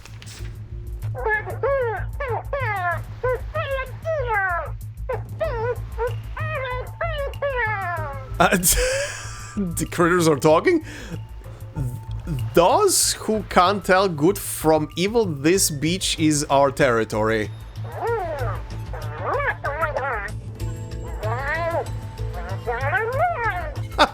You dare mess with us? Then face our might! Let's get this over with quickly. Sure, buddy. Faraday's Miracle. Thanks, Lucy. Another perfect combination of reason and passion. Sure. Reason and passion for zappy guns. Critter speed, just you wait. It doesn't take much before the critters flee shrieking. Even without understanding their language and with parts of it reduced to incomprehensible noise, their movements convey their fury just fine.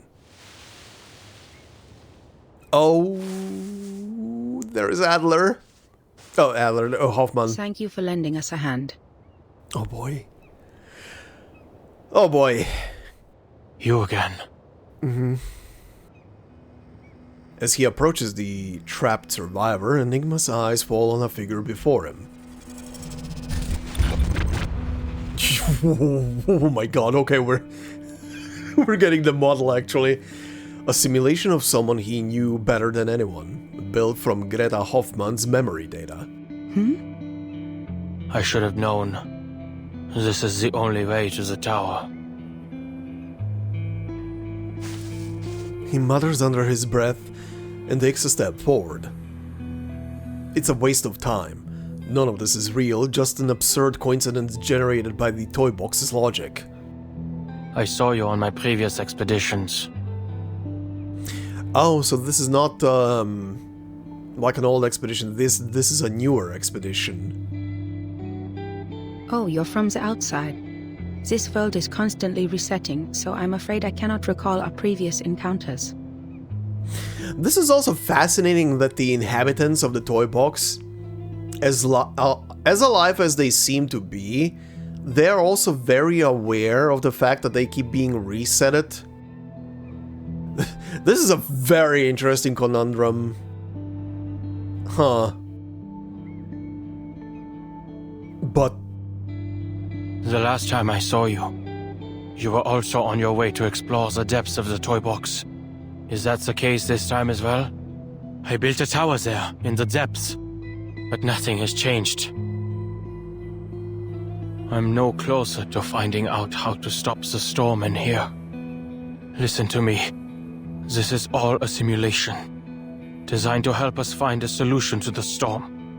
No matter what you do, everything will eventually reset to its original state. Nothing will change. You don't have to waste your time like this. You've already made this journey before, and it is difficult and meaningless. Hoffman studies Enigma calmly.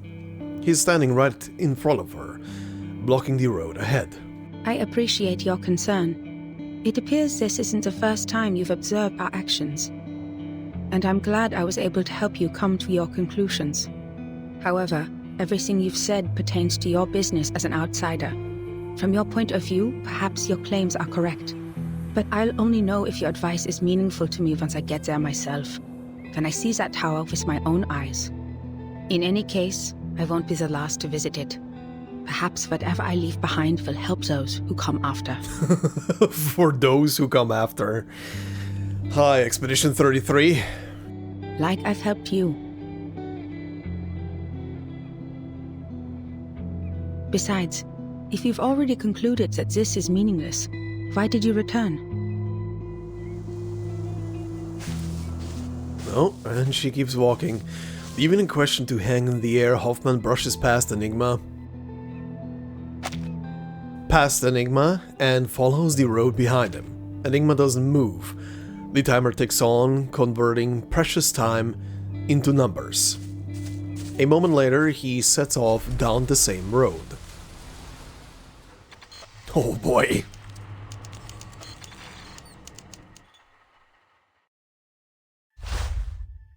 Enigma going through some existential crisis, some angst once more.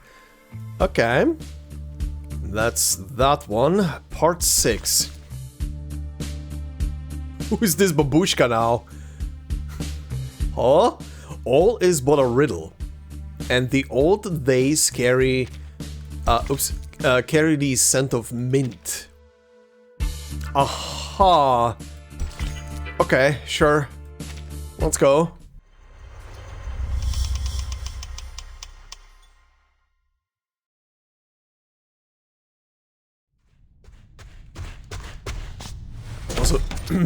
Also very interestingly, the capitalized letters. The capitalized letters in the title of this, when presented in that way, spelled out air. Very interesting. You can heat up the leftovers in the fridge for lunch. Did you hear that, Adler? Oh, this is a younger Hoffman and Enigma. What's the appeal of the mountaineering club anyway? At this point, even the neighbors are saying, looking for Greta? She's probably gone mountain climbing. Or rowing. The young woman at the door has already laced up her shoes. She stamps her feet on the mat. She shoulders her hiking pack and glances back at her brother as she rises. Would you like to come? Oh, wow! Okay, this is something I did not expect. Oh, wow. Damn. Okay. Last time you joined me on the Covendo climb, before we'd even made it back, you said you'd never participate in any weekend sports events ever again. Chess, swimming, or doing those math problems you love? They're all worthy pastimes. There's no need to follow me. Okay, please tell me they're gonna on the left side now present like a younger Enigma. I only came here to get a glass of water. Yes! Okay, this is very fun. This is heartwarming, very fun, and also bittersweet right now. Aww. Wow. Wow! Just seeing them younger is so wild. So full of energy, so full of life. When reality hasn't steamrolled their faces yet. Good God. Sure. By the way, I need your help for something. Greta tosses him a set of keys. He catches them, his eyes never leaving the crossword in his newspaper. What are you poring over now? Planning to lock up Papa's cigarette cabinet behind a code again? That was just a visionaire cipher. A beginner's puzzle. Anyway, if you have the time, could you mow the lawn in the back garden? It would make Mama and Papa happy. And you know, I've never asked. What's got you so dead set on Laplace? There are plenty of outstanding research facilities to choose from. Why them? Because I believe we share the same ideas. The seriousness in his tone makes her pause.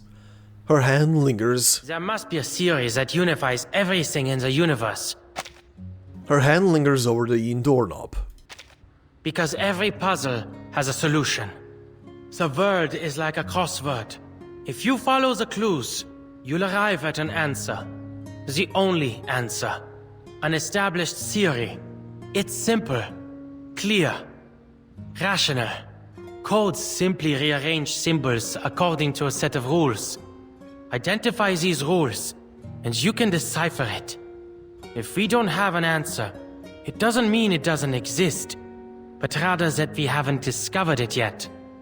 I've attended lectures at Laplace. Their researchers firmly believe they can discover the truth. It's utter conceit, but that's the way it should be. Greta nods and opens the door with a smile. Oh. I see. Don't worry, I'm sure you'll receive an invitation from them soon enough. Okay. Okay, this story needs to stop. This story needs to stop. I've asked around. They all said age is no matter, nor whether or not you are an Arcanist. Laplace opens its doors to geniuses. That's the only requirement. Won't be any trouble for you, Bruderherz. Oh, that was a great cut, but a brutal cut, you fucks. He crouches and sets the flowers down before the headstone. They join other bouquets. White chrysanthemums now spill over the edge of the stone and onto the grass. Many people remember you. Even Musée 3's toy box has a chunk of data, still diligently simulating your stubbornness. But I'm sure you don't want to hear me prattle on about the past. Better to convince himself or to push something away, Enigma searches his cluttered thoughts. The tower in the toy box. The Tower of Babel we use to solve the language disorder. It isn't the final solution. Enigma searches his cluttered thoughts for something else to say. Yes, people are able to use verbal communication to understand each other again. Unprecedented, I know. But this has come at a cost. The piece's cognitive processes have all unified under the same model. Unanimous agreement. Unanimous objection. Can this even be considered communication? He's been staring at the engraved letters for so long that have started to look strange. It's like this is all some sort of dream. Ulrich and I each set off on our own expeditions, but in the end, we both decided to destroy the tower and take its core. So, now we have a new problem to solve. The core has a combination lock, and I can't make heads or tails of it. The headstone offers only silence, though that doesn't stop Enigma from working out what Greta's response may have been. I know. You wouldn't understand. This is supposed to be my specialty. Finding clues, cracking codes. All it takes for me is time. But my mind's gone rusty.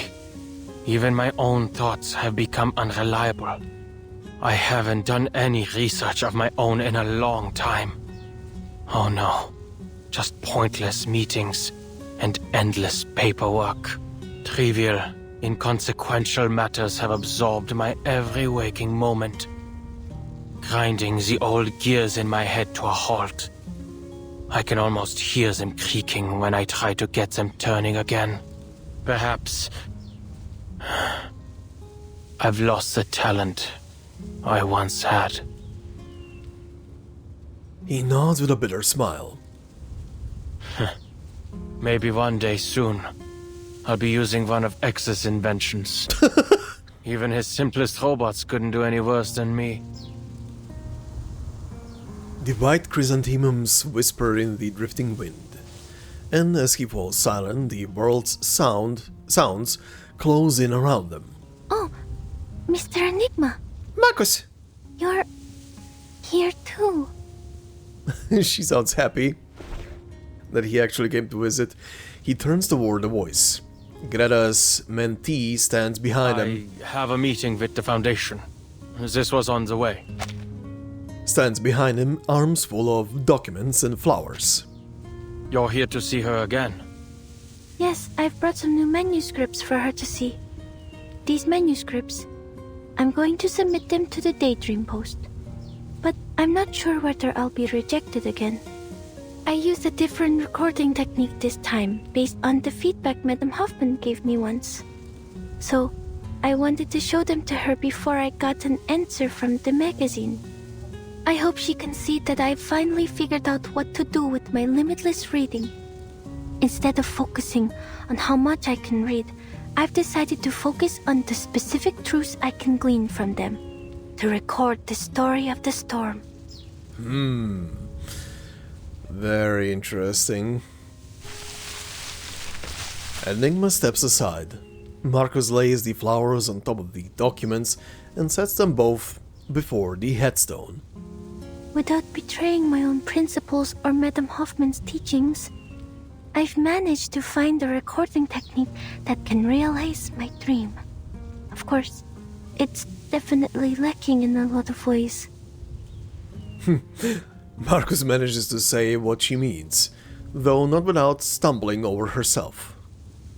She doesn't know Enigma well. Greta was the lone thread that connected them. Actually, Mr. Enigma, I never thought you'd come here. Oh, I don't mean that as a criticism.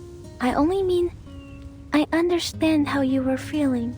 But I suppose now you're here, you found an answer to that question? Marcus chooses her words with care. Not yet.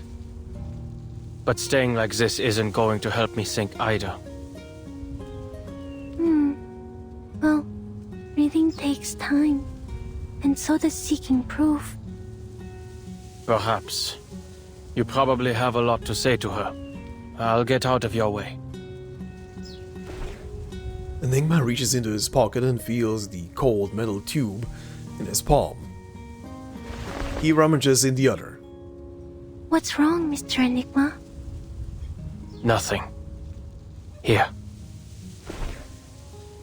Marcus opens her hands. Enigma drops something into them and turns to leave. She looks down. She knows these candies well. Similar ones could always be found in her mentor's pocket. He's doing the same thing. He's doing the same thing. The sharp cold scent makes her blink. Oh, mints. Oh.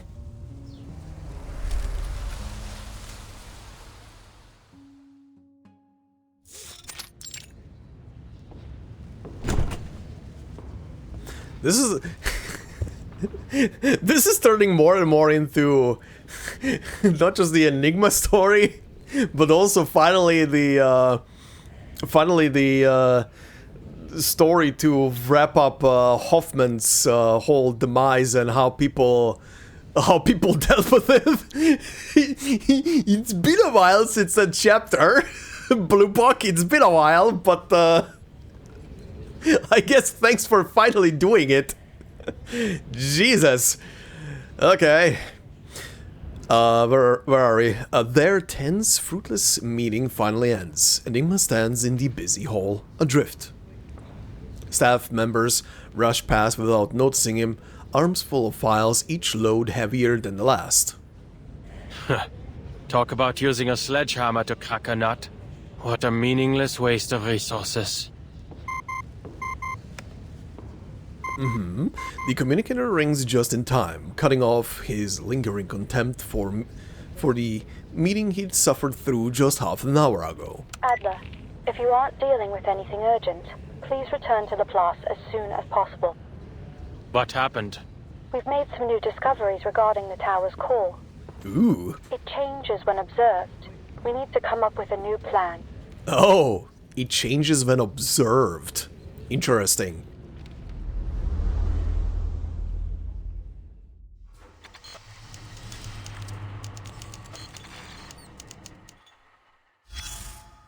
Oh god, two things, really? Okay.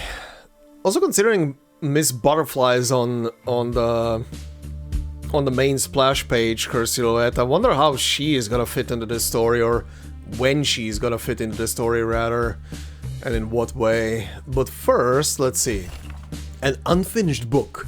Writing a book is something akin to having a conversation with yourself. True. Very true. Turn to the first page.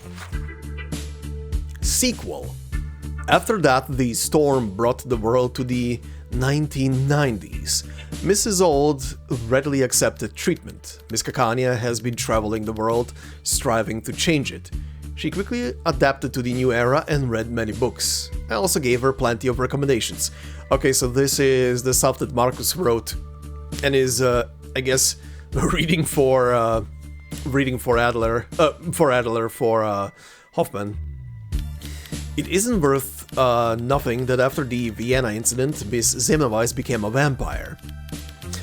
It is worth noting, sorry, that after the incident, Semmelweis became a vampire. This came as a massive surprise to everyone, but it also fascinated me, like reaching the payoff for a story's foreshadowing. After making many sincere requests, I got permission to read the beginning of her story. It is a complex tale, one that leaves you pondering incessantly about how it ends. However, if I were to retell the whole story here, this book would end up 3 times thicker. I would like to thank my mentor, Madame Hoffman, for showing me how to keep things concise in situations like this. The world has traveled to 1920, but the war has not ended. It all feels like a continuation of that chaotic day. I heard Miss Cacania was dejected the whole day, but she quickly returned to her mission from the field agent administration. Even after crossing 2 eras, her tenacious spirit has not dampened at all. It seems that spirit has affected me too. I find myself constantly thinking about what I can do. Thus, I have decided to write this book to organize my thoughts, in the hopes that I will find a conclusion before the final draft. Very interesting, and this is a research onboarding guide. The more eccentrics there are, the more guides there are. Yeah? Beginner's Guide to Ciphers. Visionaire Edition? I'm not sure if that's how you say it, but okay. To prevent Laplace employees from falling victim to pranks from colleagues and to avoid research delays from being unable to break codes, we are distributing this beginner's guide to ciphers. Okay, the Visionaire cipher can be seen as an upgrade to the Caesar cipher, turning the simple shift of a single alphabet into shifts across multiple alphabets to increase complexity. For more on the Caesar cipher, see the Caesar cipher edition.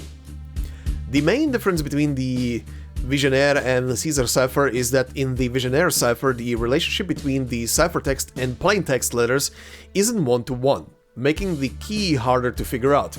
However, since it still follows patterns, you can still find repeating ciphertext segments. By using high-frequency words in common language, you can guess the plaintext for specific segments of ciphertext, deduce the key length from the spacing between repeats, and analyze the key. However, if you don't have much text, this can be difficult. In these situations, you should use other methods to guess the key. The personality, past, and writing habits of the person who made the code are important clues. Here's a list of people at Laplace who are very likely to play pranks with ciphers. Adler, Ulrich, X, Richard, Dawkins, and Victor, and so on. If you encounter a prank, consider these suspects first. If you can't crack the code, confront these suspects directly and ask them to stop the prank. If a suspect denies involvement, try to force them to decode it for you. It doesn't matter whether they're really the culprit or not. Wow! Wow! That is kind of funny. That is kind of like a thing that keeps on happening. Oh, Laplace. Okay, let's see. Next one. Okay. I see a old familiar face over there. I'm guessing Pointer next to her. Hisabeth, X, Adler. Okay. Okay, let's see. Flowing memories. The world shifts under observation. Memories are but echoes in a glass tank.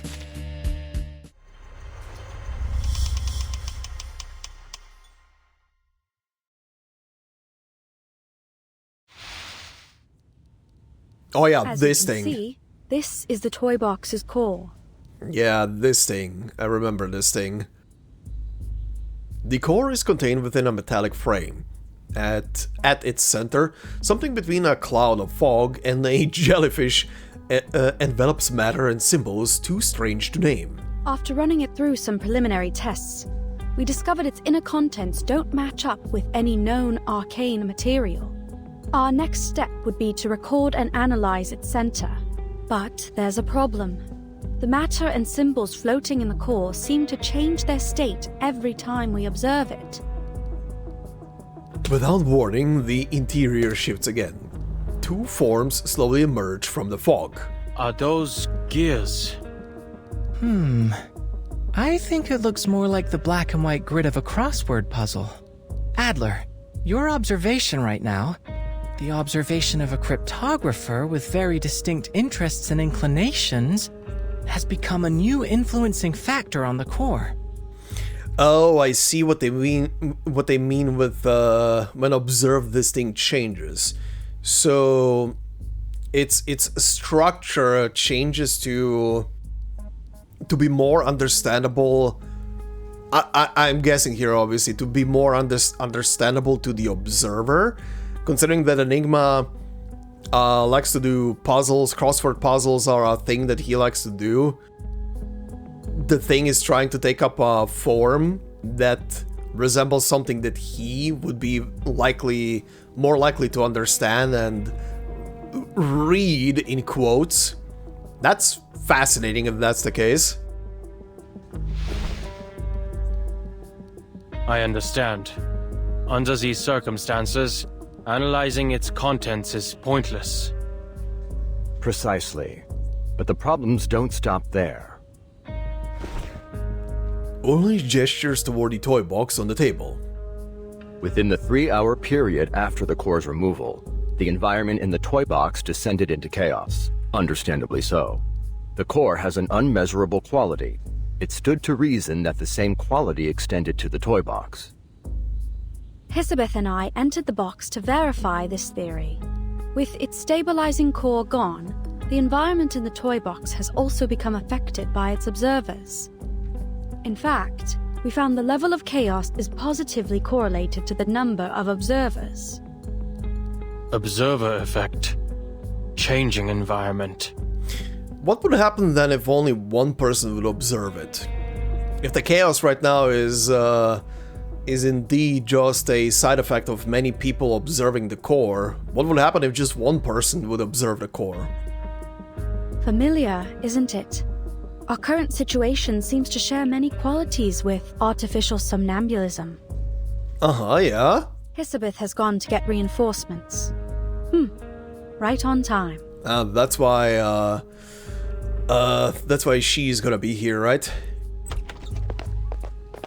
Just as Pointer had estimated, Hisabeth leads Mesmer Jr. into the meeting room. Go on. Time's precious. Hisabeth steps back. Mesmer Jr. approaches the box. She leans over, peering down at the small, almost real world inside. A textbook zoo hypothesis. I'm sorry, but this isn't the same as artificial somnambulism. After a long pause, she delivers her verdict. I don't come to this conclusion arbitrarily. I've been paying attention to your experiments on this toy box. Look. In your toy box, there's still a vending machine at the entrance to the Laplace laboratories. It's true, but out here, that vending machine was removed 2 days ago. Artificial somnambulism creates images based on subconscious memory. It's blurry and malleable. Even with our guidance, memories can still lie to you. That's why we use it primarily for psychotherapy, not simulations for experiments. It's likely this toy box is operating on a set formula, based on the environmental conditions that were initially loaded, making it unable to generate things not included in its original dataset. Okay. Yeah, makes sense. Although your observations have turned into a chaotic mess for the time being, it has no inherent ability to change to reflect the real world. That is to say, the data in the toy box is from a static point in the past. If you don't update it, the vending machine will stay. It's this lag in data that gives it stability. Interesting. That's the best I can offer. No, your conclusion was very valuable. So it's clear, if we want to progress, there's only one way left. Return the core to the tower and let the toy box restabilize. Then reset it to stop this entropy and return it to its original state. You mean we regenerate the outer layer of the core to create a combination lock that can easily be analyzed? Correct. Considering the chaos in the toy box, this mission should fall to you and Ulrich. You two are the most familiar with its environment. They nod. Oh god, here we go. Perform any interaction to continue. Okay, here we go. Field toy box. The all too familiar field of grass appears once more. Why is our starting point always set here? It seems the toy box is more stable than we expected. The topography hasn't changed at all, although we have lost line of sight to the tower.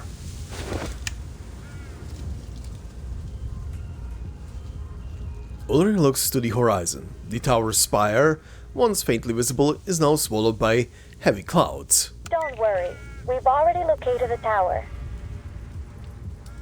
Through the device, Hisabeth's slightly distorted voice brings them their second piece of good news. Although there have been some slight changes, it still remains northeast of where you are. Just go ahead. We'll sync with your current position and route. Oh, but can we assume that syncing our data out here won't trigger the observer effect? Let's go. Confirming that the core is safe inside the container, he shoulders the weight. Please record the time intervals between the toy box's environmental changes. Data's already been synced. The two researchers wordlessly move northeast. It seems they have both tacitly chosen silence as their safest option. For a while, the communicator is the only... Enigma, Ulrich. The data is starting to fluctuate. is the only thing making any sound. The observer effect will most likely begin manifesting soon. Prepare yourselves. All time for chaos. They hold. A bubble-like barrier drifts... This is like a development on the Hushas test. Ugh. I can hardly wait to see what schemes might appear. Oh boy. Oh, this is pretty. Nice, chill. How did we end up here? In the blink of an eye, the plane is gone, and they find themselves at the edge of a lake. Environmental changes took 15 minutes this time. No change in the direction of the tower.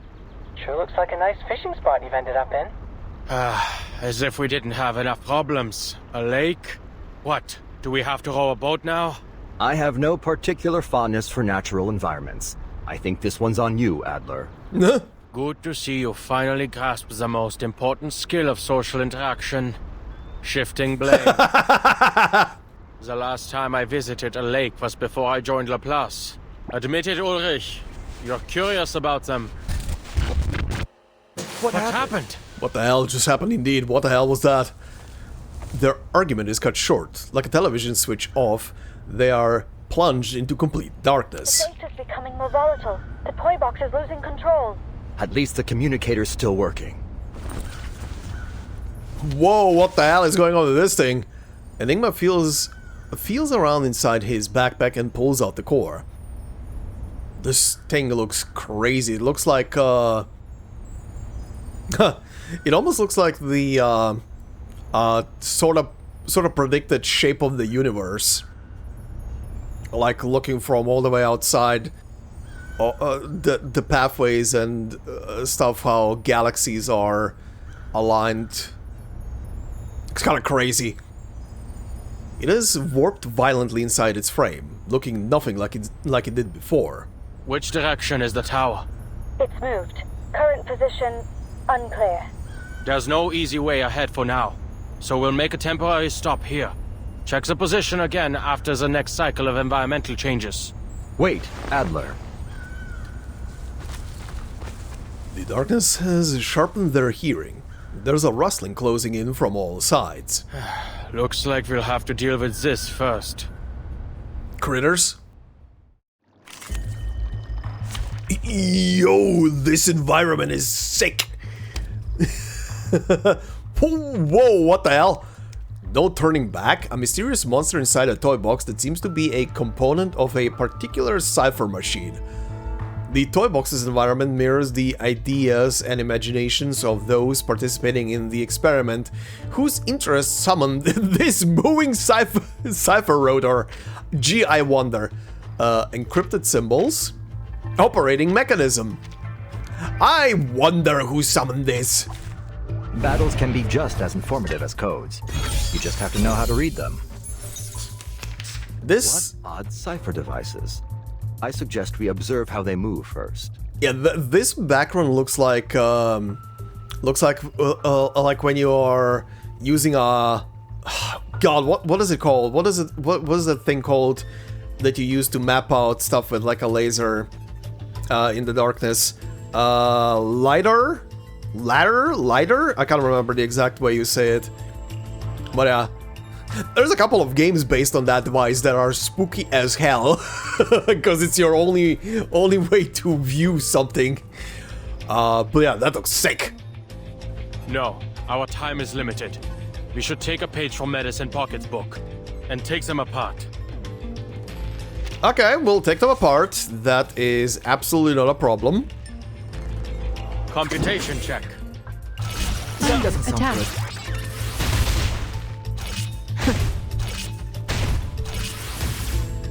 Okay. Another perfect combination of reason and passion. Oh, okay, they exploded themselves. That's a solution, I guess. Oh. You two alright?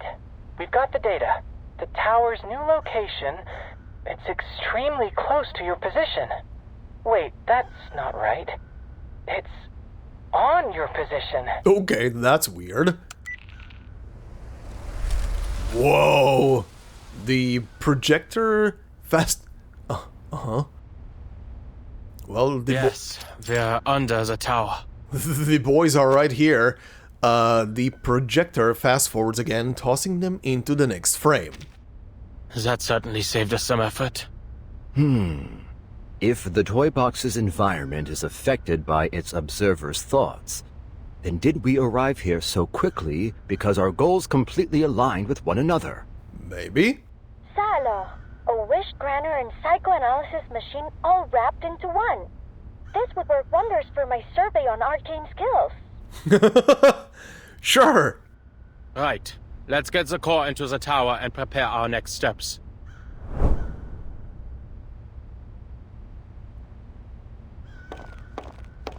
Just as they reach for the tower door, a shrill cry. Oh god, no, not the crow!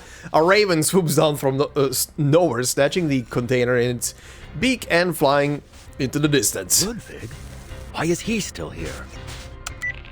Why wouldn't he be here? X, can you follow Ludwig's trail? He's made off with the core. Not a problem. We've got his arcane fluctuations on record. Just hold for a moment. The communicator hisses with static. A few seconds later, the answer comes through. The tracking data's been interrupted. We lost him after about 50 meters of flight. No, what the hell? Mr. Ludwig has left. Or more specifically, disappeared. Huh. This is residual data. A system error? It'd be best if you interrupt. Evacuate as quickly as possible. Enigma ignores his pleas, which are now reduced to static. Jaw clenched, he pushes hard against the tower door. It doesn't budge. Ulrich, full restart. A metal object lies on the ground in a spot he had noticed before. She really came all the way here. Oh Jesus, okay. He reaches for it without thinking. Researcher Adler. What? They've issued the forced quit alert. No matter what you see, don't approach it. We have to avoid interfering with the data. Uh-oh. Oh, he took it. But... Oh, he took it. Ulrich grabs Enigma by the collar, yanking him off balance. The mystery of the badge goes unsolved. Their bodies begin to disintegrate into pixels. Okay, he didn't take it. Finally, he is pulled from the space. The tower collapses into a cone of light and disappears.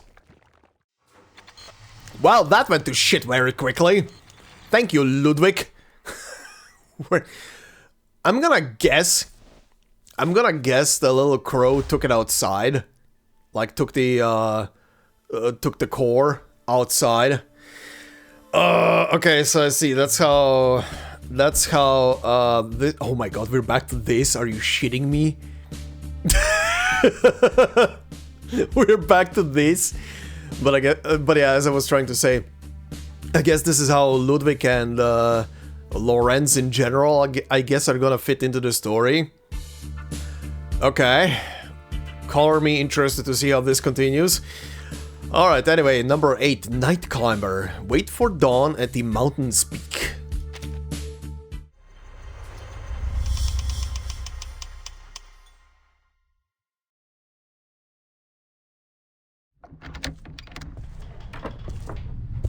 Going mountain climbing again? Where are you heading this time? Watzmann? Nebelhorn? Spain, actually. To the tallest peak in the Pyrenees, Sonetto. Huh, okay. You just finished a field mission. Shouldn't you take more than a day to recover? I was only helping them establish an organizational system for the Arcanist database in Morocco. And I got plenty of sleep on the plane. What about you? Another late night of research by the looks of it? I've heard the people at Laplace are night owls too. You should fit right in with their schedule. The all-nighter has left Adler looking a little worn, but his eyes are as bright as ever. A genius's best thoughts always come at night. An overly poetic sentiment, to be sure. but I see it as a rational conclusion based on experience. Greta shrugs. She has no intention of nagging him about it, the way their parents do. Remember... I know, mows along. Noticing the silence, Greta slows her hand on the door again. You look like you still have something to say. This month, it is setting up an Arcanist registry. Last month, it was mediating an Arcanist dispute, cleaning up after the Foundation's mess. I don't think we need more examples. Greta, you're working like Mama sweeping the damn dust behind the door. She sweeps and sweeps, day after day, year after year, to abate a problem that could be solved by simply closing the window. Dust is still gonna... Buddy, dust, even if you hermetically close your entire house, dust is still gonna be produced inside of your house. Mostly from you! And the dead skin cells falling off of your body. I know you aren't happy with always having to pick up after her in secret, but you shouldn't let Mama know that. But tell me, Bruderherz, do you think we should close the window forever? No, what I meant was... Greta waves her hand. I never did properly tell you why I joined the Foundation. You're right, field investigator work is as you say. But there are complicated procedures to follow. The actual situations are so simple, it hardly takes a genius to figure them out. Most of the difficulty comes from dealing with officials. It's entirely up to them whether they drop the red tape and empty rhetoric or raise their walls higher. And from a utilitarian standpoint, it's not a rational choice. After all, the promotion prospects are very limited. Then why do you insist on doing it? The stubborn confusion in his voice means this won't be a brief chat. She glances at the clock on the wall, hesitates, then shifts the weight of her backpack. Adler, have you heard of Mount Godwin Austen? They call it K2. The second highest mountain, after Mount Everest. That's right. I like the name K2. Just a letter and a number. It's direct, bare, concise, unembellished. It perfectly captures the image of a brutal peak. That mountain has a higher death rate among climbers than that of the world's highest peak. Once you choose to climb it, you've already put your life in the harsh hands of nature. Yes. Yes.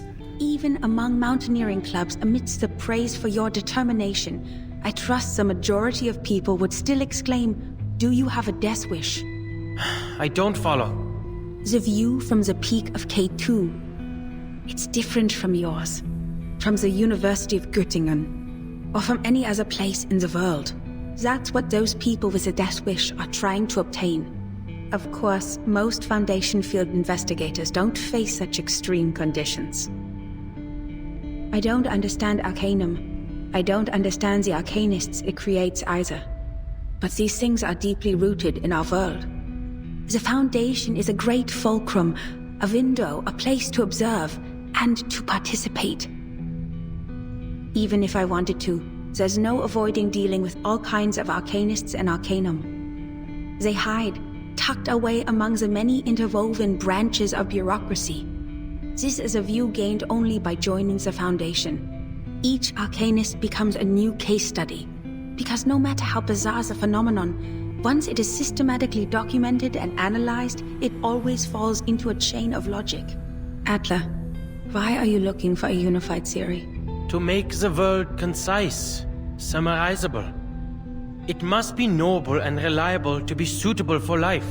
Do you think society can also have such a theory? Something that can integrate all this disordered, chaotic fragmentation and allow Arcanists and Arcanum to find a place among rationality? I believe that's what I'm doing now. I see these endless missions as brute force exhaustive research, like foolishly trying to count every grain of sand on a beach. Once complete, it will give a full view of both humans and Arcanists, founded in rationality and worthy of trust. You could call it Hoffman idealism. It certainly seems to be in both our blood, Bruderherz. Uh-huh. All right. Isn't it by time you left? Greta pays no mind to her brother's embarrassed stuff. Something else has occurred to her. I heard Laplace is experimenting on arcane skill fusions these days. They plan to distribute equipment infused with the power of incantations to us investigators. Ah, right. Okay. I'm not going to put my faith in some inexplicable magic weapon. I expected you'd say as much. Then this might be more your speed. It's a Luger pistol, a regular firearm able to be disassembled and reassembled as you see fit. Oh boy. A pistol? I also have one. It's a Foundation-issued pistol for field investigations. I'd say I already have a solid eye for it. Greta, what kinds of missions are you going on that require guns? While extreme circumstances are rare, they are bound to happen eventually. In those cases, it doesn't hurt to have a gun. That goes for both of us. Oh boy, this again. She settles her pack on her shoulders. The half-open door... I'm heading out now. Yes. The half-open door swings wide and the morning sunlight spills over her. She looks ready to dissolve into it. This is very interesting. These little flashbacks are very interesting so far. Especially this one here to get like Greta's whole thing about why she wanted to join the Foundation and everything. Also the way, again, the story is going right now, especially with these specific flashbacks and everything, and of course with Enigma not having made proper peace yet with her passing. I have a feeling there's gonna be like a final scene or something in the toy box where he's gonna break down in front of the Greta replica or something. Either because the replica is gonna say something to him that is gonna trigger him to reevaluate what these people inside of the toy box are, or just a accumulation of everything that is just gonna boil over. Anyway, let's continue. Greta, wait! Time waits for no one, Bruderherz. I have to go eventually. Yeah. For every mountain in the world, there will always be someone who seeks to climb it. Yikes! Yikes!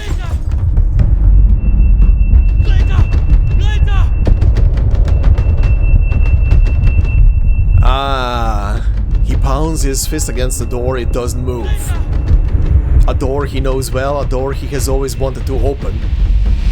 A door he had once opened, a door that opens only for geniuses. Holy shit. Buddy, you're going through it, holy moly. Okay, well that explains why the door on the tower didn't want to open at that point. Jeez. Okay, he snaps back to reality. He stared at the stares of his colleagues in the Laplace meeting room bore into him. You've been out of sorts during our recent meetings, Adler. You should get more sleep. Sleep is a vital function for humans. Thank you for your considerable insights into human nature. But that's quite enough. Now to our current situation. We need to figure out our next steps. The conversation resumes, and the geniuses leave behind the trivial matter of sleep. Ludwig's reappearance has introduced a serious problem. The core is no longer in our hands. Our crossword puzzle has been torn to shreds, and we have no leads to speak of. Even the most skilled cryptographer can't reverse engineer a key out of thin air. Seems like an easy fix to me. I say we take apart the toy box. Ludwig and the core are both in there, right? So take it apart. Let all its elements reset to their original states individually, then it'll be a breeze to analyze. That's too reckless, researcher Medicine Pocket. Dismantling the toy box might cause significant data loss, or possibly even destroy the toy box itself. Then we'll be without any research subject at all. Well, sitting here overthinking everything isn't gonna produce any results either. Just reset it. We can continue with our original plan. Enigma cuts in, stopping the argument before it starts. The toy box remains unstable. If we reset it in its current condition, there's no telling whether we'll return everything to its original state, or just cause even more chaos. Ludwig's signal is still near the tower. We'd better come to a decision before he leaves. No more hesitating. There's no use in waiting. Plus, since the data is restored after each reset of the toy box, we can start by assuming that the mishap with Ludwig has been fixed. We start with a hypothesis. Then we test it. Alright, time to chase the crow down.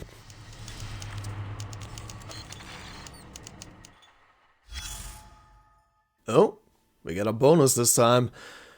What's this? Pending report. This tech is not yet ready to help the world. Hi, Ulrich. Preliminary investigation report on the toy box. After the 9th storm, Musée 3rd provided the toy box as a tool for simulation experiments to help develop a pre-storm emergency protocol that meets LSCC standards while adhering to humanitarian principles. Okay. Interesting. Very interesting. Huh, so after the 9th storm. Yeah, okay.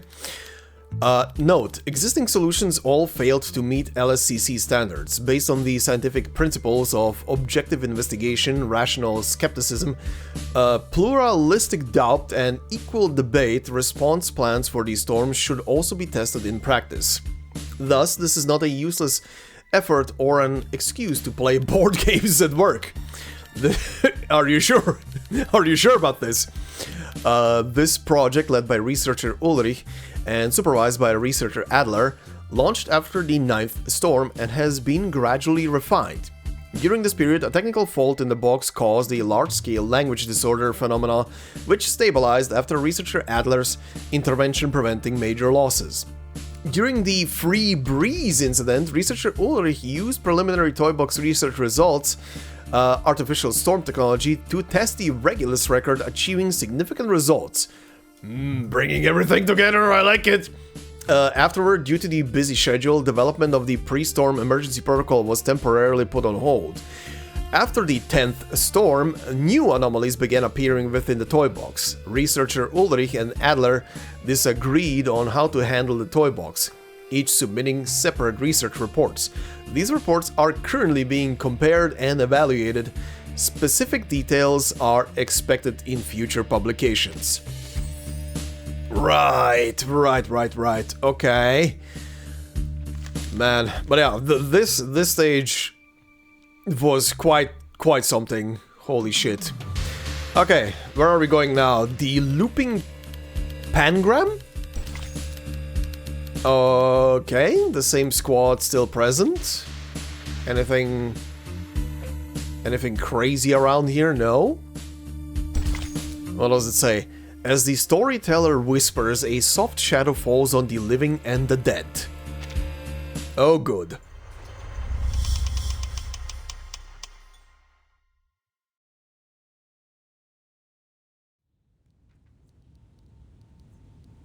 After this reset, we need to limit the changes inside the toy box as much as possible. That is to say, the fewer the people who enter the toy box, the better. It's best we only send one person. I'll do you one better. Don't send anyone in and blow it to Kingdom Come! Researcher Medicine Pocket. Medicine Pocket rolls their eyes and keeps talking, unfazed by the warning in Ulrich's tone. Great! A brand new toy box and a brand new chance to fail! Consistently reproducing failed results follows the scientific method too, right? Yes, it does. It actually does. Seriously, none of us even knows what's in there, and you're saying we should send a single person in alone? You're totally fine with that, huh? Leaving all those insane pieces and that psycho raven for some unlucky bastard to deal with? This doesn't happen often, but I have to say, I agree with Medicine Pocket. Whoever decides to enter will be risking their own safety. Medicine Pocket rolls their eyes again. X and Ulrich have clearly missed the point. Ugh, what I was saying is that we shouldn't be wasting our brain power on this thing. We also need to consider the pieces. They may just be data to us, but to them, this is their entire world. We must avoid destroying it if we can. Oh, my dear Ulrich, I'm moved to pieces. If only the real Storm shared your glowing sense of humanitarianism. Pardon, can I interrupt for a second? Isabeth knocks on the table. I have good news. I've tested the communicator's durability. Although the tower's effect grows stronger the closer you get, the unlucky person entering the box will be able to receive outside help up until they enter the tower. If we aren't giving up on that plan, that is.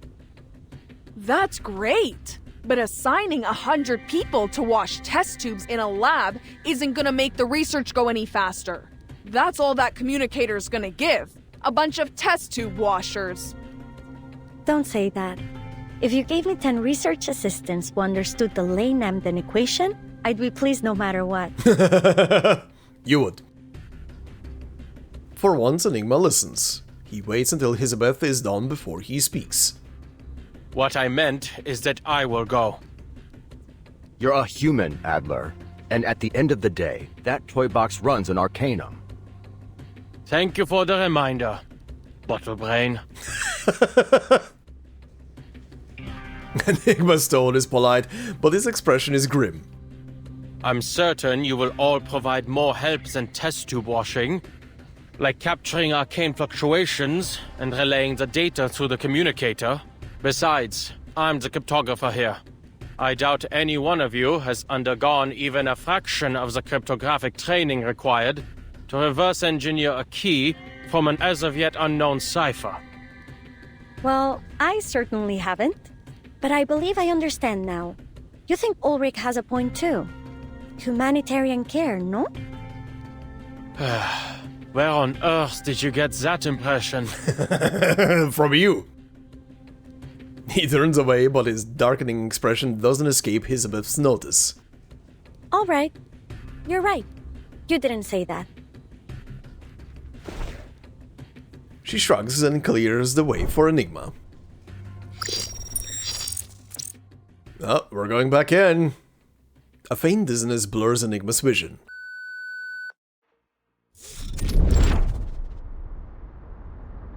Okay, the sun is literally just an eye right now. That is creepy as fuck. Everything has changed. No shit. Frowning, Enigma pats his wet coat, sending little streams down into the moonlit water below, assuming that is indeed moonlit and water. Moonlight and water. Sure, the moon is lie, but yeah, let's go with that. Whoa! Look at that ball of light in the sky. Huh! I'm starting to like this place. Oh, now you're interested. I'm afraid that's this toy box's version of the moon. He pulls himself upright against the knee-high silver lines and wades unsteady toward the shore. Hey, those fir trees over there look like snowflakes.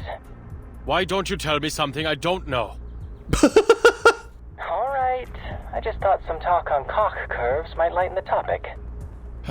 Can anyone tell me how to mute this thing?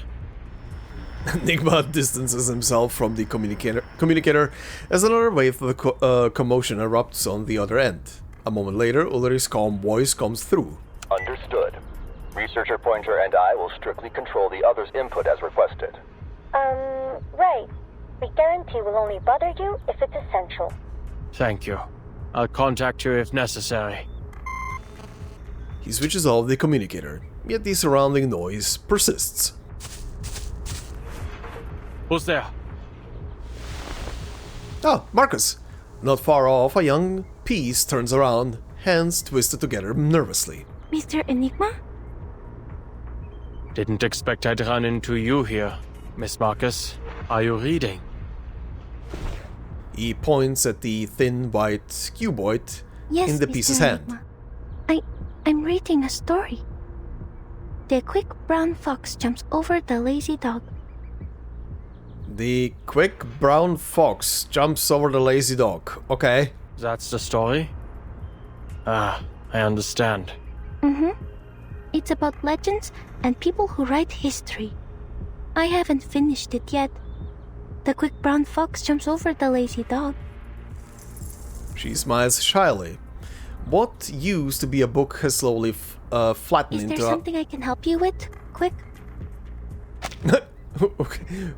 Oh, the way she talks right now. What used to be a book has slowly flattened into a colorless, almost deathless shape. I'm looking for a tower. Do you know where it might be? It seems a lot of people are looking for that tower. It might be on the other side of the forest. Okay, interesting words that are flopping in. Fox and quick. Thank you. Miss Marcus, would you like to come with me? She looks bewildered. The book finally loses the last of its depth and slides from her arms. I'm waiting for someone. I don't seem to remember who I'm waiting for. Brown. Okay. Was she also looking for the tower? The quick brown fox jumps over the lazy dog. Oh boy, NPC dialogue. Forget it. Jesus. Enigma hesitates, then crouches to pick up the book up for her, but it slips through his fingers, like the moon's reflection slips from cupped hands. He shakes his head and gives up. It's useless anyway. I should go, Miss Marcus. Goodbye. He strides away, the girl's voice follows after him. Careful. There's a fox. Brown in the forest. Lazy dog. Okay. Also very interesting interaction that, despite how he is as a person, the way he interacts, even with this simulated version of Marcus is very, very interesting. Thank you. Yeah, very interesting the way he interacts with, he does have some, wow, that looks crazy. He has quite the either respect or appreciation for Marcus. Wonderfully eye-catching. What is this? Tantalus's punishment? Haha, very funny, buddy. Anyway, following the piece's direction, Enigma squints into the distance. The white tower's spire rises above a sea of treetops.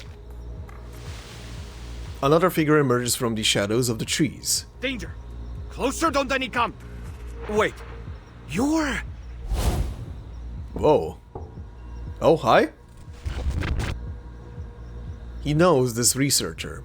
The toy box is pulling from his buried memories. It's me, a tiny, insignificant cryptographer.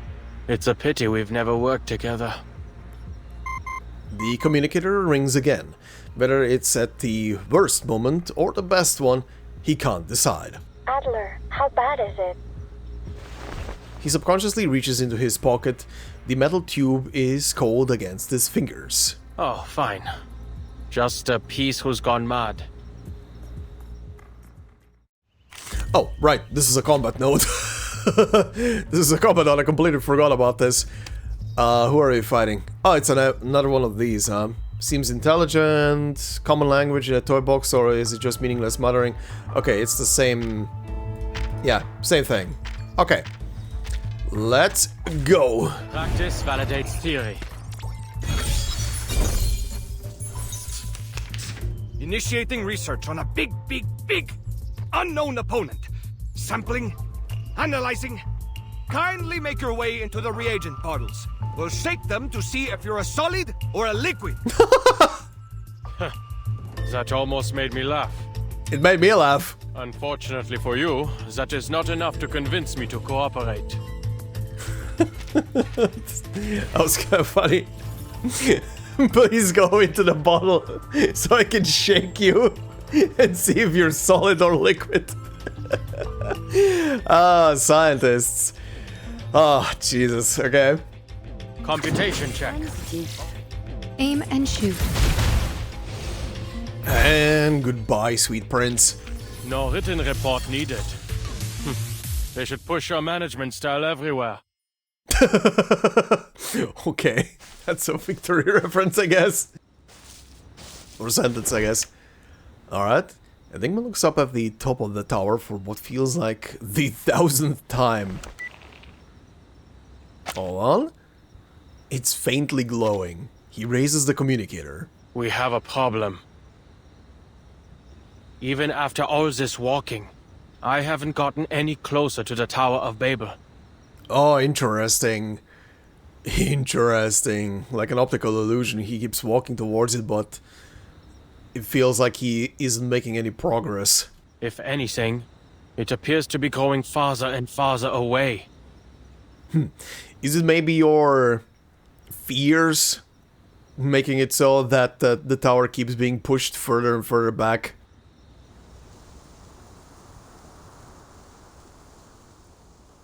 And that's the stage. Interesting. Okay. Nothing popping up, so we continue. Oh, another big stage, huh? That familiar bitterness. Okay, toy box. The light from either the moon or the tower. I'm gonna guess the tower. They did say there is a certain light coming from the top of it. Alright. Welcome to the other side of life. Great.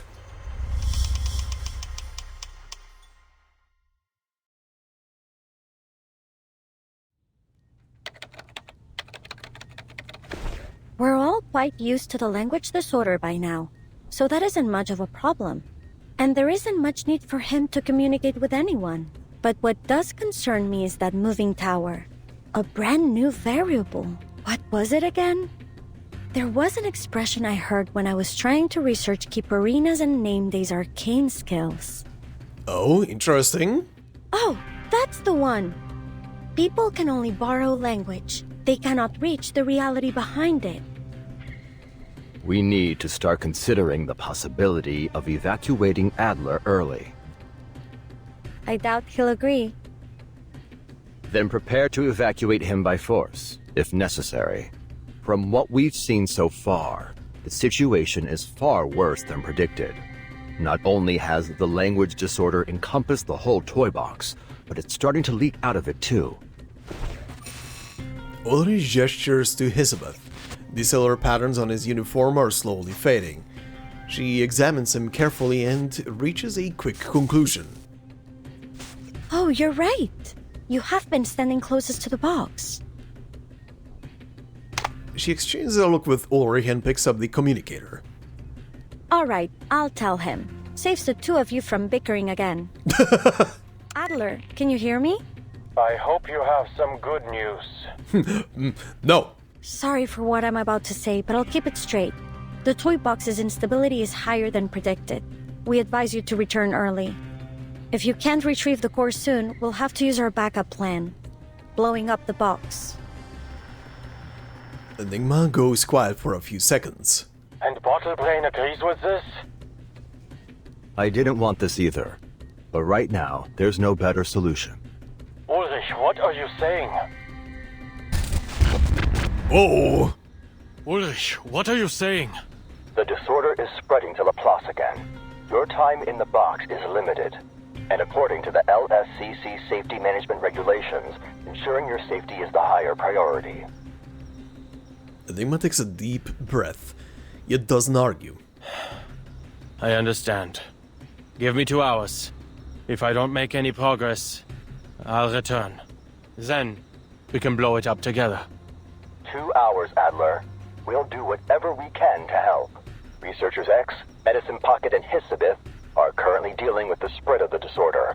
I also need to step away for a moment to deal with it. Researcher Pointer is monitoring the toy box's situation. If you run into any danger, be sure to request assistance immediately. I will. Good God, the freaking flashes on the screen. He looks up again at the white spire, seemingly within reach yet forever beyond it. Maybe it's just his imagination, but for a moment it felt like he was closer to it. Yeah, is it responding to you wanting to get closer to it? The journey that follows is too quiet, almost dull. The only thing Enigma can do is note the change in the surrounding scenery. Whoa, that looks freaky. He keeps his eyes peeled, but no other familiar, until a heated argument, even for Laplace's standards, breaks out ahead. Whoa. Okay. Also, what did I miss earlier? He keeps his eyes peeled, but no other familiar faces appear. A researcher and an administrator argue on opposite sides of a desk in a strange yet somehow familiar scene. I am not redoing the material reimbursement. Then you can choose not to submit it. But I must remind you that the reimbursement deadline is this Friday. Two random dudes? Enigma feels a familiar irritation itch at him as the argument dredges up his own unpleasant memories. The plasma extract has extremely potent side effects. Laplace ought to tear down the building and install turf. Huh? What? The researcher suddenly draws a gun on his colleague. Perhaps he doesn't think of him as one. Are you done? You're wasting Laplace resources. What the hell is this? What the fuck? Bang! The staff member drops to the ground. Enigma isn't sure whether he should step forward and do something. Liberation for all the critters in the canteen! What the fuck? Before he can decide, a pack of critters pours out from behind the researcher. What on? Yeah, what on? What is happening? This shit seems so random. Okay, it's the toy box critters again. What the shit? Combat. Excuse me? Science. They both take lives. Any text? The only difference is who pulls the After trigger. I leave, I need to supervise X's experiments on critters more closely. I don't want to deal with this kind of thing on the outside too. True. Would be too much of a headache. Okay, let's loading. Delete these two. Thank you, Lucy. And now to return to my long-term mission. Rest. Rest peacefully until the collaboration. Then you'll have work. Whoa. Stopping them isn't difficult. Oh. Hold on. Enigma has grown used to it. The communicator's ring interrupts his mulling over the sudden change. We're back. This time the disorder's symptoms are visual, nothing too serious. It's a shame you can't see us right now, gathered around the toy box with symbols floating around our heads.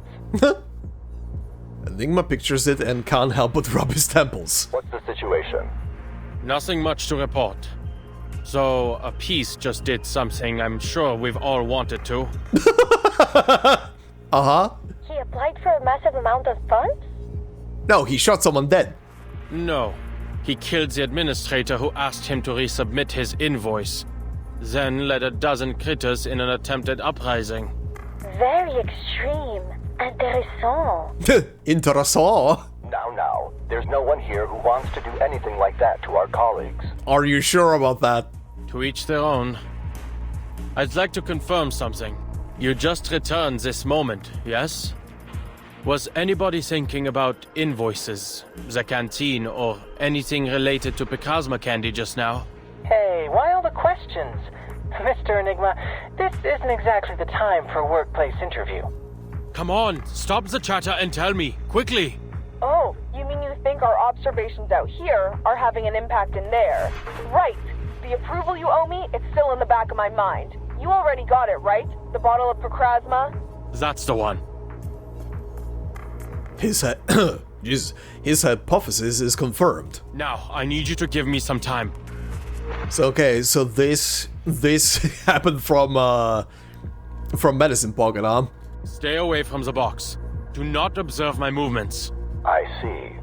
We'll avoid any eye contact with the toy box.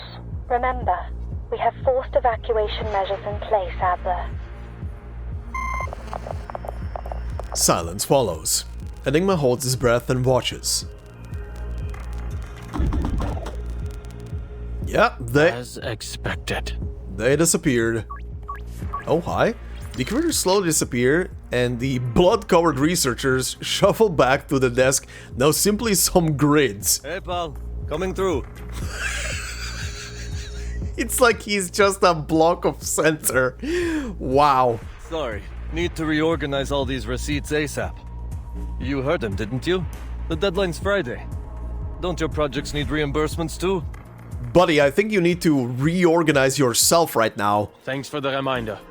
But my team is still waiting for funding approval. Ah, must be tough.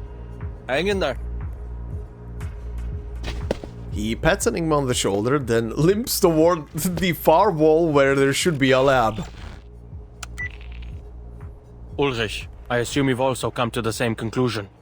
The correlation between the degree of observation and the toy box's abnormalities. Exactly.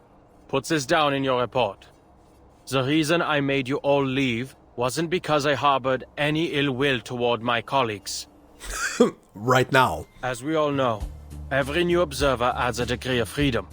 The higher the degree of freedom, the harder it is to converge at a single point. Oh hey, the menu music is playing. Someone wants to see a dark room, so they turn on a flashlight. But if 10 people in different corners of the room simultaneously turn on their flashlights, between all the beams of light, not one of them can see clearly. This we understood. But what we failed to account for was the light shining through the window, the people outside the room. Not only do those who enter the toy box increase interference, but so too do those who observe from the outside. Yeah. Everybody who observes it. An astonishing conclusion, Adler. But it's a line of thought worth testing. The communicator goes silent. Clearly, Ulrich is thinking fast. Do you think 2 hours of basic cryptography training would be enough for one of our colleagues to enter the box and take your place? No need to complicate things. We can cut off communications now. What did you say? Turn off the flashlight, and the room will return to its original appearance. Every flashlight, including my own. Let me remind you again. You're not an Arcanist. You can't detect the arcane fluctuations in the toy box on your own. Yes, I can. Although the effects won't last for long. The candies. He pops open the metal tube in his pocket. I still have faith in science, even in an era where rain falls in reverse. It's reliable by nature. Systematic, comprehensive, replicable. As for Arcanum, I may as well make the most of it while it's mine to use. Thankfully, its basic applications don't require deep understanding. I'll ensure my own safety. A rare silence follows from the other end of the communicator. As the candies drop into Enigma's palm, the reply finally comes. Of course. You're an exceptional researcher, and our greatest cryptographer. You still have 30 minutes, plus the 2 additional hours we've approved. Best of luck. See you soon, Adler. See you soon, Ulrich. He nods and hangs up. He's on his own now. Enigma draws a deep breath and closes his eyes. Not to observe, but to sense.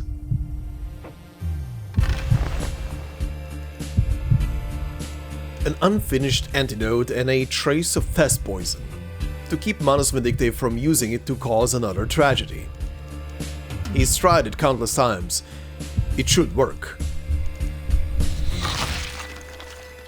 The taste of Picrasma extract creeps up from the back of his tongue. Enigma's 1/4 emotion and reason. Okay. Arcanum and science.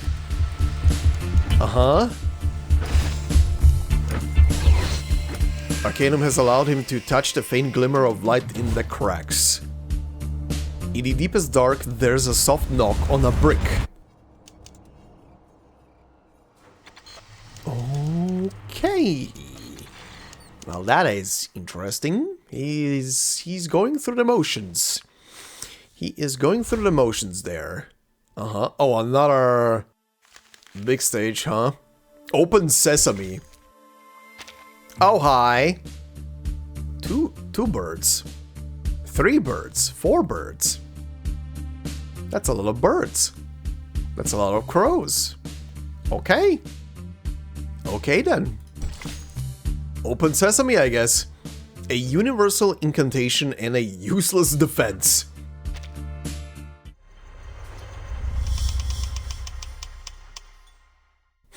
OS, operating system.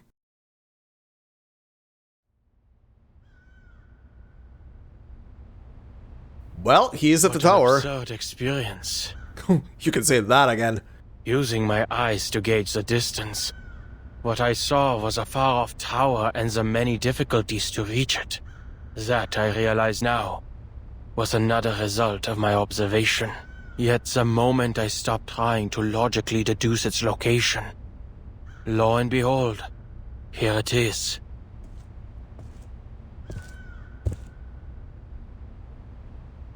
Still no door.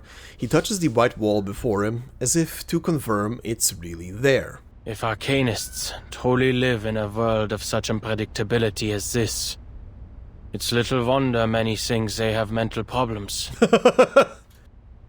Alright, since everything's been reset, that thieving raven will likely reappear at the tower, with his shiny contraband in tow. The only problem is getting inside. Where a door should be, there is only a wall.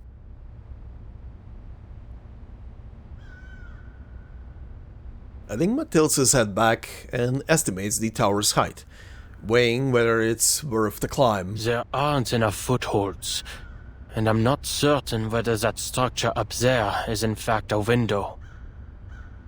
Yeah, buddy, you're not Spider-Man. He pauses then. Open Sesame.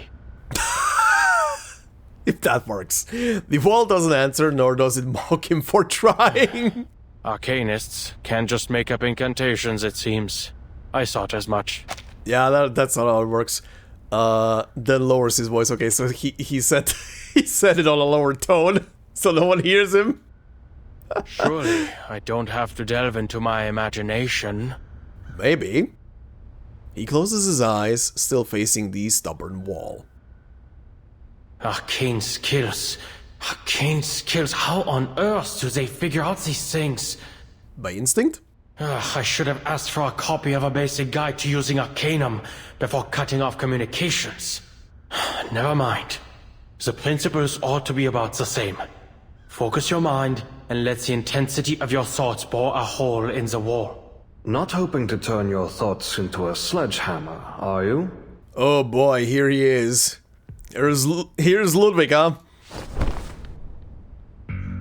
Enigma's eyes snap open. The unchanging darkness is gone. He follows the sound upward. The raven glides down. Excuse me, what did I... Never expected the ever-logical Adler would have such a wild imagination.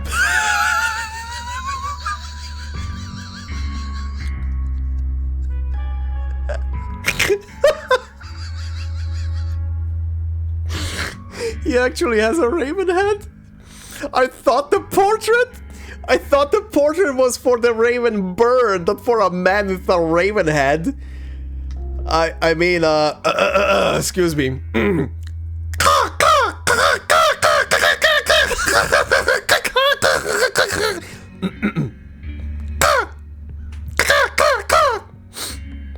Sorry, went a bit crass there at the end. What? Enough wasting time. Hand it over. You didn't make all that effort making your way here simply to rob me, did you? Seems Laplace hasn't been so busy these days. I can't get over the head. As you can see, your instincts have interfered with our work. If you enjoy collecting shiny things so much, I'll give you this communicator. Take it, or any other thing you want. Empirische Urteile. Überhebliche Spekulationen. Ja, so denkst du. Oh, interesting. Empirical judgment, overly confident speculations, yes, that's the way you think. Und genau deshalb wirst du den Nutzern arkaner Fähigkeiten niemals begreifen. And why you'll never comprehend the use of arcane skills. That's irrelevant. Has the simulation been upgraded? Or are you being affected by corrupted data? Huh. The others haven't shared much personal information on Ludwig. Are you German? I mean, he does have a German-sounding name. Ludwig just mechanically turns his head and fixes his gaze on him. Why does he look so fucking sassy right now? What is that look? Ich verstehe ganz genau, was du willst. I understand what you want exactly. Du bist viele Male in diesen Turm gekommen, um ihn zu zerstören. Und diese Farce eines Experiments. You've come to this tower many times seeking to destroy it, and this farce of an experiment. Dann hat sich etwas verändert. Du wurdest neugierig. Wolltest seine Geheimnisse enthüllen. Der natürliche Instinkt eines Forschers. Sorry, wrong language. Then something changed, you became curious, wanted to uncover its secrets, the natural instinct of a researcher. Doch du wurdest viel zu hastig in deinem Streben und hast begonnen, Dinge zu erforschen, die du niemals zu begreifen hoffen kannst. But you turned far too hasty in your pursuit, even starting to explore matters you could never hope to understand. A constant stream of words flows from Ludwig's beak.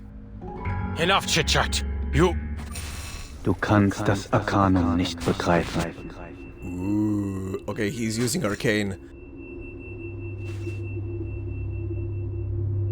Uh-huh. Also, he said you can't understand the Arcane. Oh, wait, don't do it! He finally understands the source of his discomfort. He has never seen arcane fluctuations before, not until now. Of course, he can't immediately detect... Kannst du diese Tür nicht öffnen? That's why you can't open this door. Of course, he can't immediately detect the abnormalities quietly building around them. Enigma grabs the communicator and throws it at the Raven, who effortlessly dodges with a flap of its wings. You're the one interfering with my experiment, Researcher Adler. I need the core to help me unveil the mysteries of language. In fact, not long ago, I made a rather decent discovery. Oh yeah? Another flap of black wings. Enigma notices data flowing across them. Their silhouette begins to melt away, giving way to cold gleam of metal beneath. Was that hypnosis? A curse? Or a prophecy? Or is that nonsense, and yet nothing has come of it? Most likely needs time to activate. Enigma checks his timer. There's still half an hour left. Enough time to get you out of my way. Damn! I need the core. It stays here. Sorry. Oh, this is the actual boss battle. Okay, so the rest of the story is just gonna be... Also, wow, boss battle versus Ludwig, what the fuck? What the fuck? Okay. Okay, the ultimate solution. Ooh, what the fuck, this looks crazy. A steel statue made from data, born from a raven's piece's obsession with finding the limits of language. He will not tolerate any more mistakes or offenses from outsiders. He acts only on a researcher's instincts, even though that instinct is not his own. Alright. Bound... Wait, what? Bound morpheme? Free morpheme? Pursuing the limits of language. Alright, you... Can be just Holy! You just have to know how to read them. Deine Einmischung ist der eigentliche Beweis dafür, dass die Erschaffung einer perfekten Sprache notwendig ist. Es besteht keinerlei Notwendigkeit, dass wir uns auf diese Weise gegenüberstehen. Your interference is the very proof that creating the perfect language is necessary. There's no need for us to confront each other like this. Dieser Kern wird es mir ermöglichen, die schmutzigen Fehler der Sprache zu eliminieren und die Shannon-Entropie in ein vollkommenes Gleichgewicht zu bringen. The Shannon entropy? This core will allow me to eliminate the dirty flaws of language, bringing the Shannon entropy to perfect equilibrium. Aha. Keine Abhängigkeit mehr von Kontext oder Erfahrung. Keine Mehrdeutigkeiten oder Missverständnisse mehr. No more relying on context or experience, no more ambiguities or misunderstandings. Wenn die Entropie ihr Minimum erreicht, kann durch Sprache eine wahrhaft präzise und tiefgreifende Form der Selbstexpression erreicht werden. With entropy at its minimum, a truly precise and profound form of self-expression can be achieved through language. Und so wirst du schließlich vollständig begreifen, was ich beschrieben habe. And thus you will come to thoroughly understand what I've described. If you just surrender the core, there would be no reason to fight. It's so funny that Ludwig speaks more German than Enigma so far. This guy's almost purely speaking German. Ich werde mir dein weiteres Geschwätz nicht mehr anhören. I won't entertain any more of your drivel. There we go. I responded. He squawked back. Okay, buddy. Let's see how quickly you're gonna die. Computation check. He's probably gonna die quickly, isn't he? Well. The true nature. A new toy. Let's see. Secure channel created. Encryption complete. Topologically transitive. Oh, I do like that look on your face. Damn. I don't know if there's a phase too, but he's dying quick. Attack. Damn it.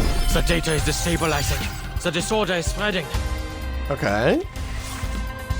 You're attempting to grasp something you cannot comprehend through the constrained lens of decryption. Now look at you, Ludwig. You can actually use English. It's nothing but a futile attempt to increase entropy. Alles, was du tust, ist die Realität immer weiter von dem zu entfernen, was du dir vorstellst. That's an interesting sentence. All you're doing is driving reality further away from what you envision. Okay, buddy.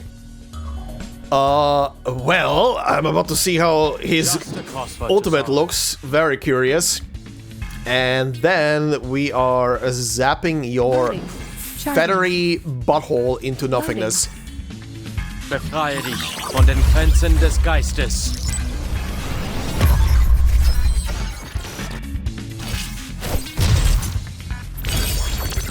Violent disassembly. All right. Target confirmed. That look interesting. Oh. Under attack. The light that illuminates all. There goes the bird. No written report needed. They should push your management style everywhere. Turn the raven into a KFC chicken bucket.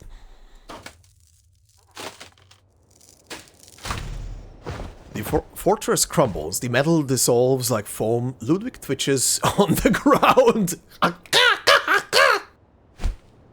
He spreads his wings and struggles into an upright position. Data flashes in his black eyes. My data? You've utterly destroyed it. We both know the box will reset. And you'll go back to your chattering, Raven. Ah, yes. The pieces exist in a world that may be reset. One might think their lives are full of opportunity and that everything is recoverable. But under special conditions, these pieces can also die. Oh? What do you mean? The core's contents have the ability to interfere with everything around it. It can tear your mind apart, even scramble your data into a jumbled mess. Opening its protective shell won't bring you the results you're looking for. Ludwig already paid the price for his curiosity. His experiment failed, and his mind was imprisoned here. It wasn't until a short while ago that he finally departed. Oh, interesting. I am merely a segment of leftover data, an attempt to warn other curious minds to stay well away from danger. Interesting. So the original Ludwig was sorta imprisoned in here, but like the actual Ludwig, from what he's saying, right? That's what he said, right? Where is it? Blah blah blah. Ludwig already paid the price for his curiosity. His experiment failed, and his mind was imprisoned here. Yeah, his mind was imprisoned here. So mentally, he was trapped inside of this place. But he recently managed to escape, and this guy is just a remnant of his memory. Interesting. You mean to say your actions came from good intentions? Care to explain that incantation of yours? It still hasn't taken effect. It was meant to change your mind, to prevent you from comprehending the arcane presence here. In stopping you from entering the tower, you would be protected from the madness and ruin that awaits. There's no need for you to go the way of the other pieces who came here, breaking down piece by piece, until you eventually vanish into nothing. Okay, considering that the version of Greta that is in here managed to get to this tower at some point, did she manage to enter it as well then? And if so, is she still fine, or is that version of her, or the version of her that is inside of here, now gone? His feathers begin to fall. More symbols flicker across his body. But you needn't worry. It won't be long until my arcane skill ceases to function. I've never had the opportunity to work with Ludwig. But based on your simulation of him, I can guess he's a stubborn, conceited, curious, egotistical fellow. Oh, not really. Just a raven cursed with knowledge, trying his best to protect those who come after. A typical Laplace employee. You're unhappy. He studies Enigma with eyes that no longer shine. No. I was only thinking that perhaps there should be someone who helps bear the risks and makes decisions on behalf of these geniuses. Working alongside colleagues with no understanding of lab safety protocols comes at too great a price. Having a branch director go missing for so long must have certainly affected productivity. Ludwig catches the anger in his words and the trace of grief beneath it. He tries to move past both. But you and I have never worked together. Enigma checks his timer again. We've been colleagues for the last 10 minutes. You're not going to heed my warning, are you? You're still going to remove the core, to satisfy your curiosity. I am going to take it. Because I want Laplace to remain a place for people like you. Someone has to do something. Ludwig nods. What a coincidence. Some of the previous pieces who came here said a similar thing. Their data was also destroyed. Unless new data is uploaded, they'll never appear in the box again. Okay, yeah, if she made it then, I'm not entirely sure what to call it. I hope you'll forgive me for presuming it as death, which, I believe, is precisely what I'm experiencing now. Farewell, my colleague. I wish you all the best.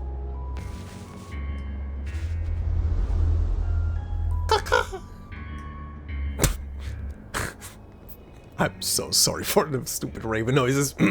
Ludwig vanishes into the air, and on the wall behind him, where he had stood, a door appears. Hey, the door is actually there. Farewell. Enigma approaches the door.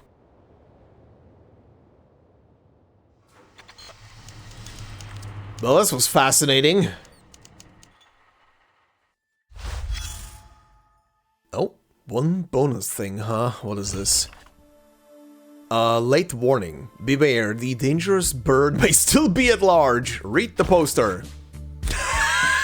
I'm missing. Missing bird poster. Name Ludwig. Race Arcanist. Characteristics. His head resembles that of a raven. Arcane skill. Ludwig can use language to influence people's thoughts. If you hear him use an imperative sentence directed at you, cover your ears immediately. Do not listen to him. You cannot realistically resist its effects unless you can think without using words. Okay. That seems stupidly powerful. Time of this, unless the person is deaf, then he has Ludwig's natural enemy, a person who is deaf. Anyway, time of disappearance officially confirmed the missing during personnel checks after the 9th storm. If you find Ludwig or a raven that might be him, please contact the nearest chief level personnel. That's kind of funny. Alright, stage 12, that endless green. Oh, we came all the way back. What was stage 1 called again? Where is it? That uncanny green, and now we're at that endless green. Oh, there's the core. One among countless in the world, one that belongs only to your memory.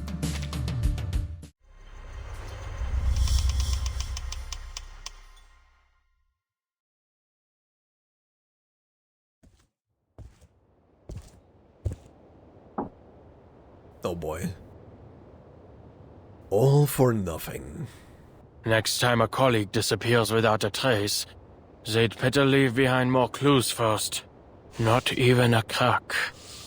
This isn't drawn on, is it? Knock it open. This is the only path. No visible locks. No signs of arcane skills either. Prove yourself, knock it open. But to whom? Greta's been here. She found a way through. There must be a way. Punch! Punch the door! Why surrender everything about yourself to something else? Oh? Researcher Adler? Is this gonna... Researcher Adler, how are you? We've all been quite concerned about your condition. Is this gonna be an analogy right now for Adler not opening up to others? So he has to overcome that barrier of not wanting to show his vulnerabilities to other people, or something like that. Enigma ignores the voices. Investigation into the storm have arrived, and everyone's fighting to form research teams. This might be a bit presumptuous, but we'd like to invite you to join us. Okay, the thing said Enigma ignores the voices calling from outside. That's right. Just another group of people who believe science can explain everything. During a cryptography lecture at the University of Göttingen, you said every puzzle has a solution, and that if there is no answer, it's just because we haven't figured out the rules yet. Huh. Just like that. Just some seekers who think they can solve it all. Ever solved. We'll be entering new territory. The first to research the storm. And we'll be the first to find a solution, to figure out the truth. They're literally speaking like him when he was younger. He stares at a crossword before him. The letters in its squares drowned in ink. Drowned in ink so thick they're illegible. Just like the storm covering everything with no pattern at all. A solution that can be overturned at any time by the appearance of an inexplicable presence. Only a fanatic would find joy in all this. At least they finally have some evidence that gods are here.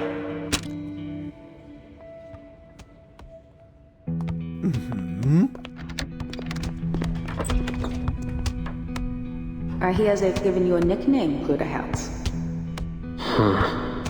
Enigma. You must admit your colleagues have quite the sense of humor. And taste, if you ask me. She sets down a stack of files. You may be helping with some decoding work in here, and somehow turned me into your personal news and paper delivery girl. But this house isn't a laboratory, nor your dorm, and it's certainly not an emergency shelter. There is no harm in returning to a normal life. I'm listening. No, you aren't. Enigma sighs and sets down the squash ball in his hand. Alright, fine. I'll say what you want me to say. How's the situation outside, Crater? Everyone must be very busy. They've given up on sending smart robots to my door, and they haven't asked me to join their various research teams for quite some time. Has the Storm research had any new breakthroughs? Is everyone in high spirits? Busy coming up with great ideas? She's quiet for a moment, then shakes her head slightly. Another storm hit. It was sudden. I heard there were researchers gathering data outside. They didn't make it back in time. Oof. The situation as a Foundation isn't much better. He wants to slam his fist on the table. Instead, he just pushes the papers aside, exhausted. Is that so? I see.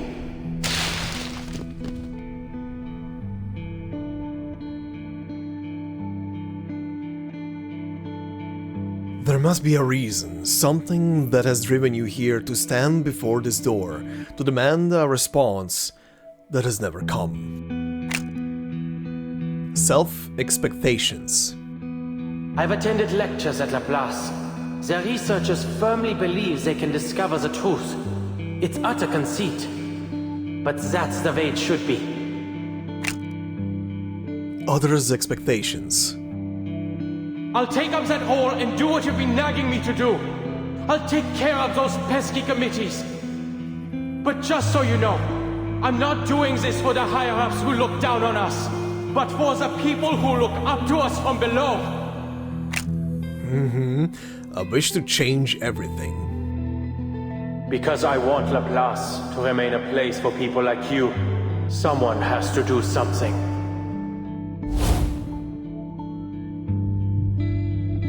He has never truly looked at this door. Difficulties and obstacles are common in research. Every result is built on countless failures. For the first time, he takes a few steps back to get a clear look at this old enemy. I should have done this a long time ago. No. No need to speculate on how the past could have gone. There's an excellent opportunity. Right here and now. Where were we? Where was the text? Sorry. Difficulties and obstacles are common in research. Every result, countless failures. For the first time, he takes a few steps back to get a clear look at this old enemy, the one he has been wrestling with for as long as he can remember.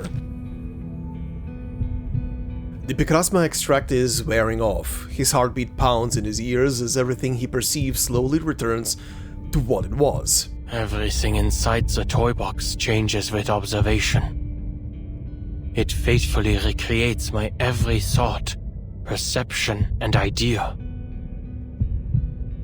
Maybe it's the side effects of the extract. Maybe it's the absurdity of what he sees and how unsurprising it all is. A searing pain rises behind his eyes. Turns out, there was no wall around the door after all. An unknown darkness engulfs him. He steps forward with ease.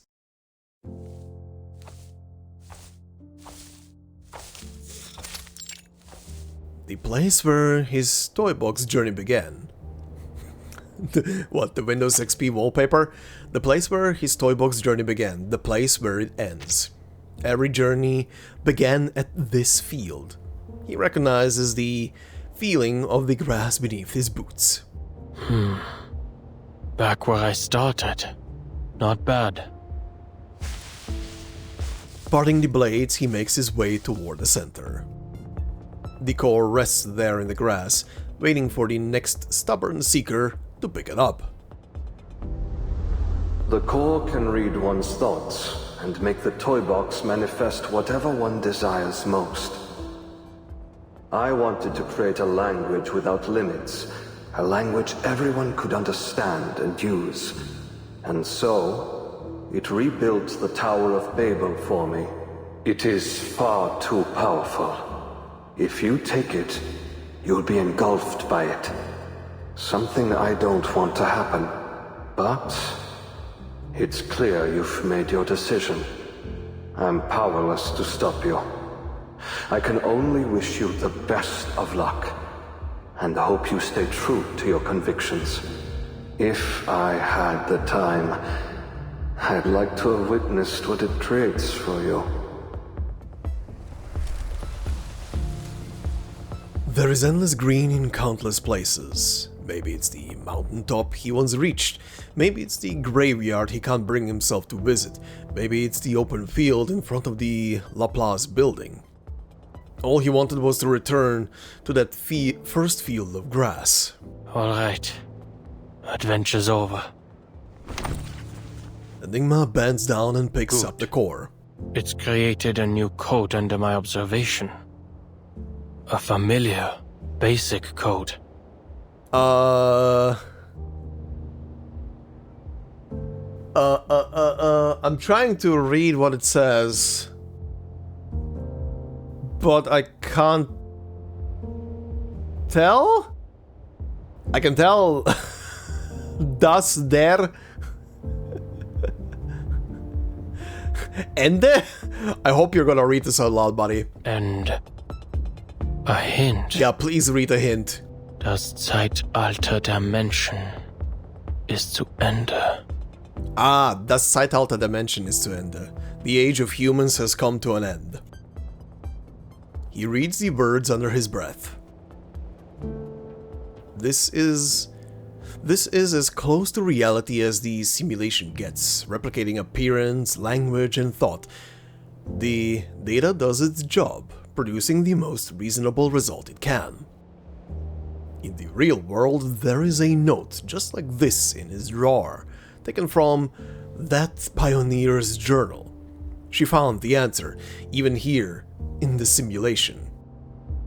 Oh, so this little hint came from his sister's copy. The same, literal same answer that she left behind once again. Proof that she will walk this path every time without exception. A prophecy written in data. Huh. Arcanum.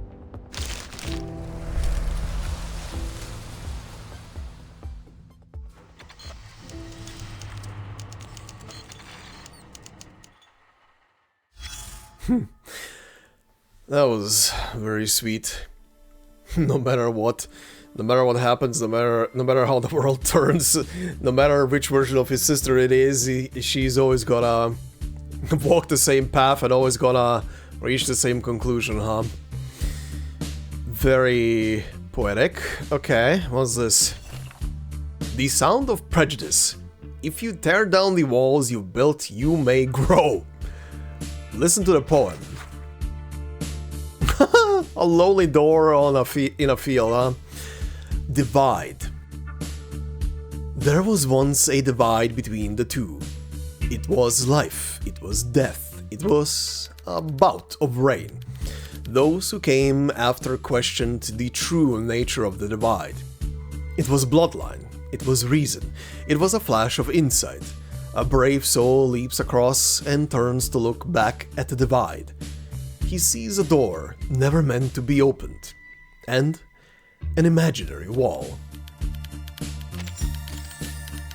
Yeah, is it time to finally make peace with your sister, dearest? Is it, buddy? Is it? Is it? Are we doing it?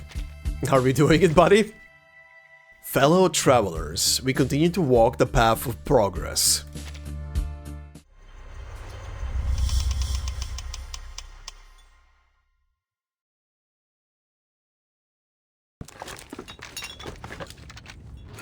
The Visionaire cipher.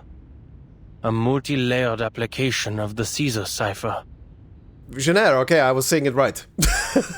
I was winging it. In this scenario, using Kazeski's test to reverse engineer the key from known ciphertext is the most suitable approach.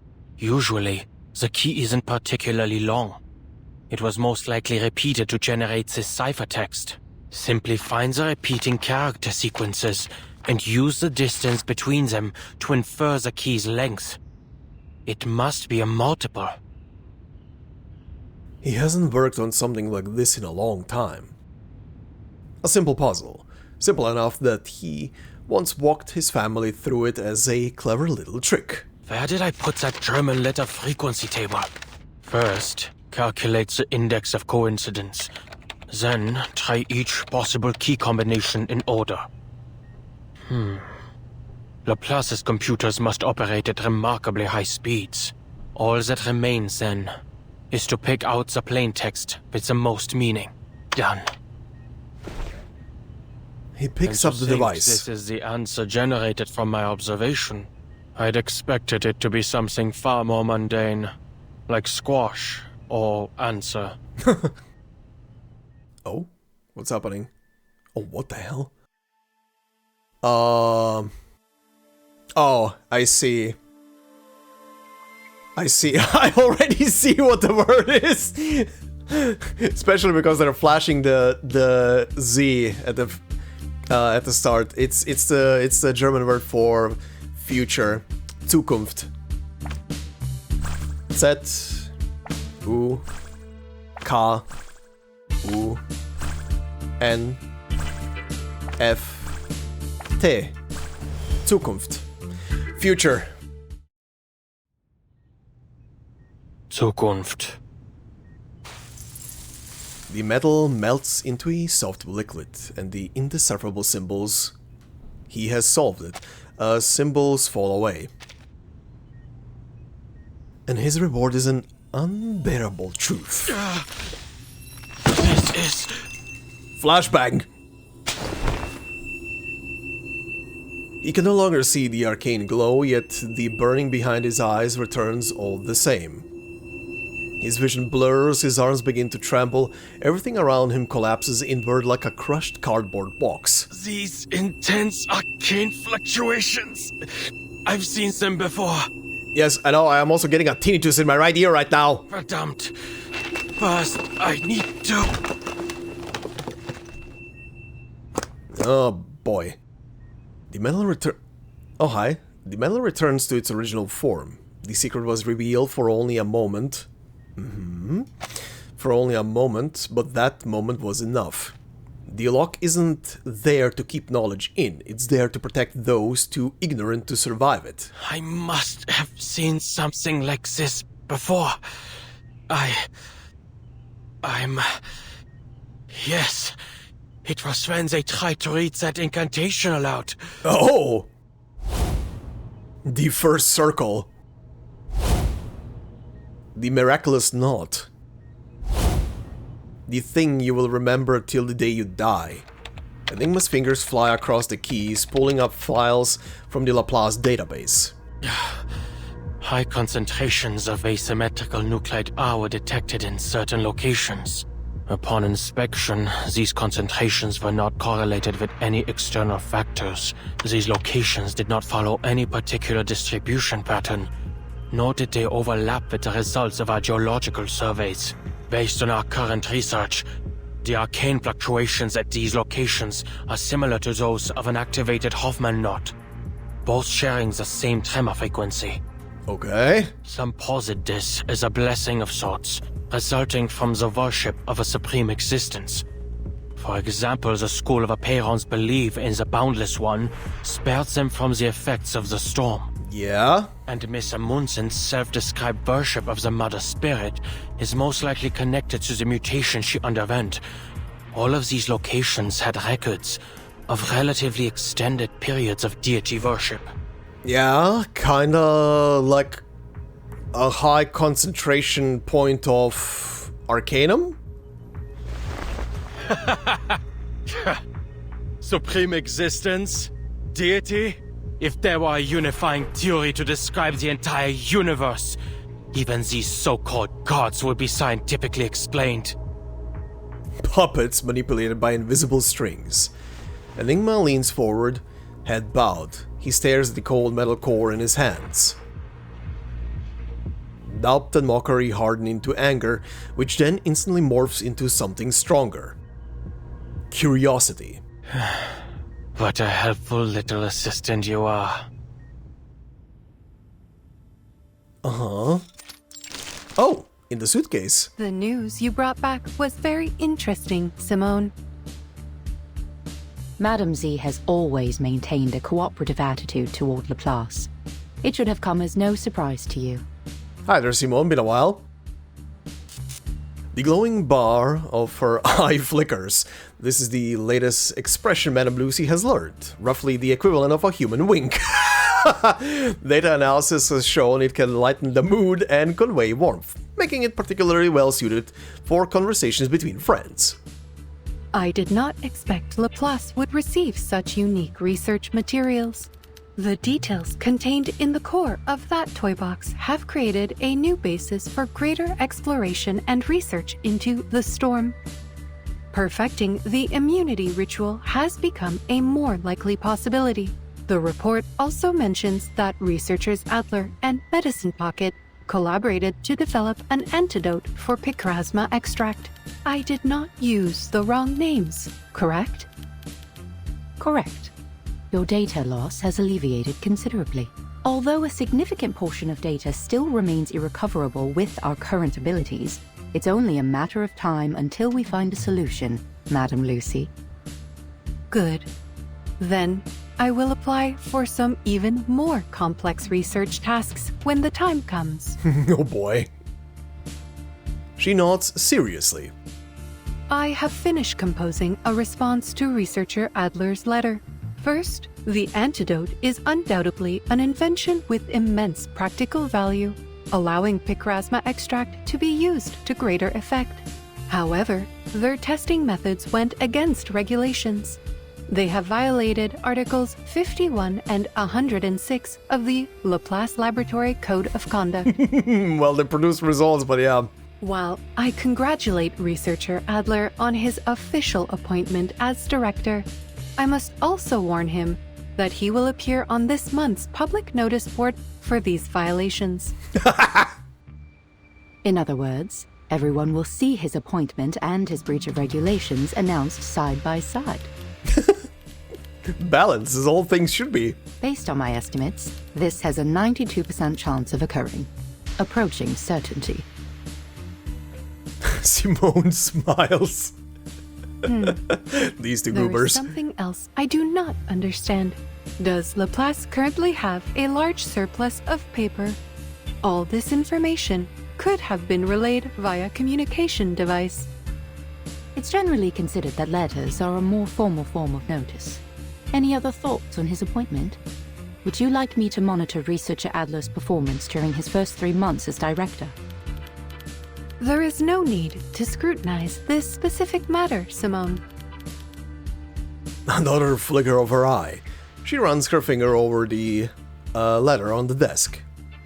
I am still functioning. Thus, there are still people who seek answers to the world's unsolved mysteries, and those who work to uncover its unknown principles. We continue to walk the path of progress. Okay.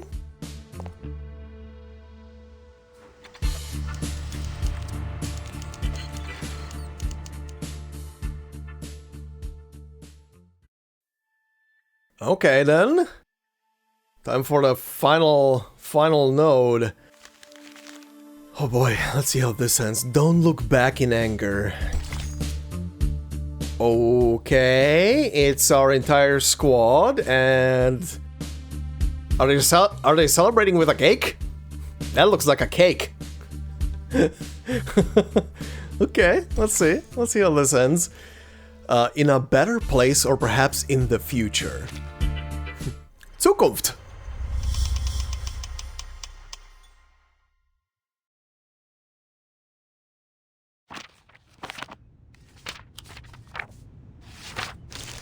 This is a very thorough report. And knowing where you stand, it's safe to say Laplace won't be facing many more problems for the time being. She flips through the files and nods. Our research will continue until we uncover the truths behind the toy box. After we establish the toy box research group, I'll be sure to submit more detailed reports of our results. What you have there is far from our final conclusion on the subject, or on our collaboration with the Foundation. Between compromises, this soon-to-be director has learned how to hold his ground. Anyone who gives the final answer without careful consideration is either a gambler or a cheat. I'm glad to see your prudence and rationality as a researcher remain as dependable as ever. Of course, I'm even happier you finally decided to be more than just a researcher. I'm sorry, but even now I still don't fully understand your decision. I also have one more condition. Go ahead. Before my appointment is officially announced, I want to meet with the Timekeeper. Oh? The Foundation's stance is not fully representative of the Timekeepers, is it? Under the framework of a new bill, the Timekeeper and her team do enjoy a greater degree of autonomy. An answer that is both ambiguous and clever. Such autonomy still falls within the Foundation's legal framework. Regardless, this isn't a difficult request to fulfill. Laplace's research findings have made many major contributions to the Timekeeper's operations. Rebuilding trust during this period of turmoil is essential. You've become quite proficient at all this. And I'm just finally starting to get used to it. Maintaining Laplace's independence, meeting with the Timekeeper. Is there anything else? Enigma is quiet for a moment. Before the Foundation requests the details of any of Laplace's research, they must inform me what it will be used for. Can you accept this? That is a big ask. The Foundation has never deliberately concealed anything from Laplace. We've always guaranteed your right to know. Yes, but the reasons they provide could easily be half-truths, or arrive late. I don't mean to make your life difficult, but you know better than I the reality of how the Foundation operates. Judging by your reaction, you can't make that promise. I expected as much. She neither confirms nor denies it. I have no other requests. All those endless meetings finally proved their worth. The strategic concession, a classic among expert negotiators. Not meant to get anything specific, but to make a point. Very good. She pauses. You'll be notified of the official appointment within a week, after which it will be announced to every department. Hopefully, we won't run into any trouble. She glances around the room. You have a lot of paperwork ahead of you. Why not start with a tidy up? Some advice from someone with experience. Those paper stacks tend to shrink after a little organization. Resorting to psychological suggestion? If it gets the job done. Madame Z walks to the door, then turns to say goodbye. All in all, congratulations to you, Adler, and to Laplace. You've secured a positive future for this place. She leaves. Enigma, standing surrounded by walls of files, sighs.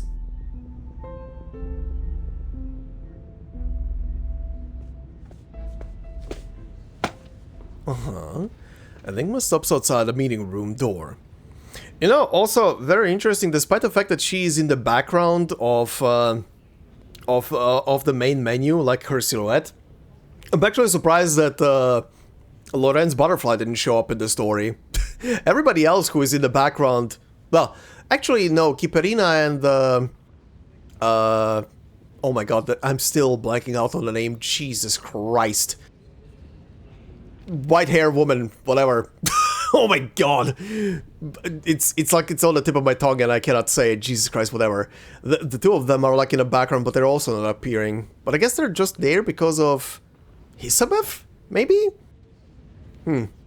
Anyway. Marguerite. Oh, never mind. For fuck's sake.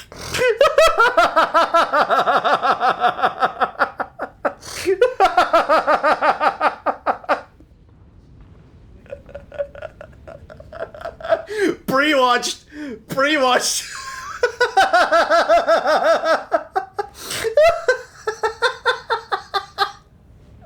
What fucking timing? What fucking... Oh my god, are the other two that I just mentioned also gonna be in the fucking room the moment he enters? I'm gonna cry. What? Oh my god. Oh, my throat is still fucked. Sorry. What the fuck is this coincidence? Laplace is a massive institution, and as such they rarely cross paths. Last time that exchange only a brief nod. He takes a moment to study her. A cold metallic gleam runs through the center of her dress, like a butterfly emerging from a dark cocoon of torn fabric and flesh. I've seen your research. Not half bad. She wears an impeccable smile. Oh god. Sure. Are you gonna say anything? Thank you, Mr. Adler. Okay, you did say something at least. And congratulations. Brief, but sufficient. He doesn't want his first act as director to be tearing an irreparable rift through Laplace. Go on in, Mr. Adler. Everyone's waiting. So polite. Oh! Birthday! Oh, it's for his birthday? Ulrich, what the fuck is that face? What is this face? What is MP doing over there? Oh my god. I don't trust this face though. I don't trust this face. Party poppers go off with a bang. Colorful ribbons rain down over Enigma. What the hell are you all doing? Celebrating your birthday? Fucking Ulrich. None of this is what he'd expected. It was supposed to be a brief meeting, but the moment he opened the door, control slipped away from him entirely. It's a celebration, Mr. Enigma, for your birthday. And for your appointment as director, of course. Today isn't my birthday. Oh, that doesn't matter. You can celebrate it early. The most important thing is today is a day worth celebrating. There's cake. Is that dairy cream? Or something plant-based? Oh no. The snake is vegan. Isabel pulls on our party popper. The sharps, Jesus. Wait. The sharp smell halts the snake's investigation. Our readings have shown higher concentrations of cortisol and adrenaline in the air. We've all been under pressure lately, you most of all, Adler. Your index is higher than anyone else's. A celebration like this gives everyone a chance to relax, which in turn will make them all the more productive with the upcoming workload. A thoughtful theoretical justification for the party, courtesy of Ulrich. Well, this is a birthday party, isn't it? Make a wish, Enigma. What's that? You want me to make one on your behalf? Well, if you say so. For fuck's sake. I wish, more than anything in the world, for my approval form to pass today. I need to sample the outer material of the toy box. Denied. Your plasma consumption research already jumped the queue, and we need to maintain the structural integrity of the toy box. Medicine Pocket rolls their eyes and drifts toward a toy box on the table anyway. Hey, step away from the box. No. This party seems to have given these geniuses an excuse to run wild. No one cares anymore what the meeting was supposed to be about. Listen up! He raises his voice, helpless. And his brilliant colleagues finally spare him a moment of their attention. As you all know, I will be serving as Laplace's director. X gives an approving whistle. Sans blague, you don't say. We were hardly surprised by the decision. You'd already been doing the work for quite some time. All this goes to prove that, even though you needed some time to adjust, Madame Lucy's judgment was correct. Though he prepared a few words, he now finds himself thinking carefully about how a leader ought to express themselves. I suppose I've well and truly picked up some useless habits. And? Anything else you want to say, Director? He looks around at his colleagues. Objectively speaking, they're all gifted, yet in wildly different ways. Subjectively speaking, they're a handful. But they all share the same belief. Science. He abandons the speech. In short, I will do my best. Until we find someone better suited for the job.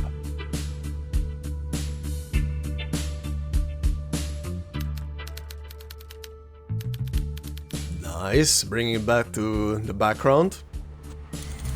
Okay, the other two weren't there as I was suspecting them to show up all of a sudden.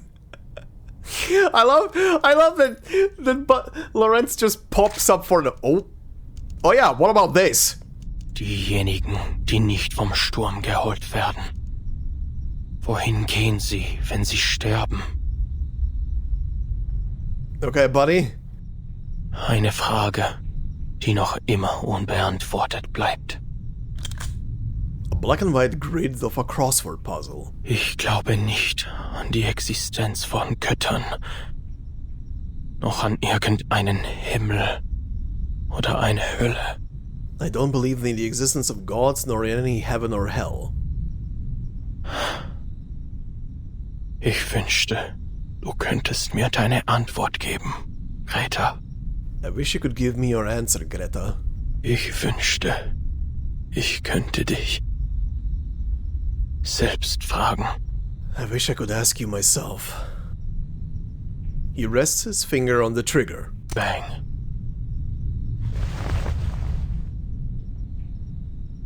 Oh boy.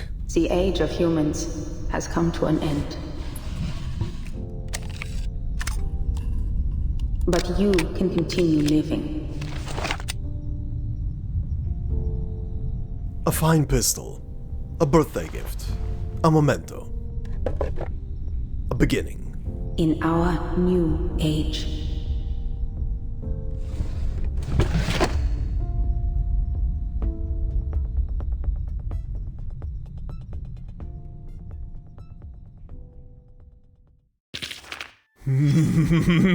Okay.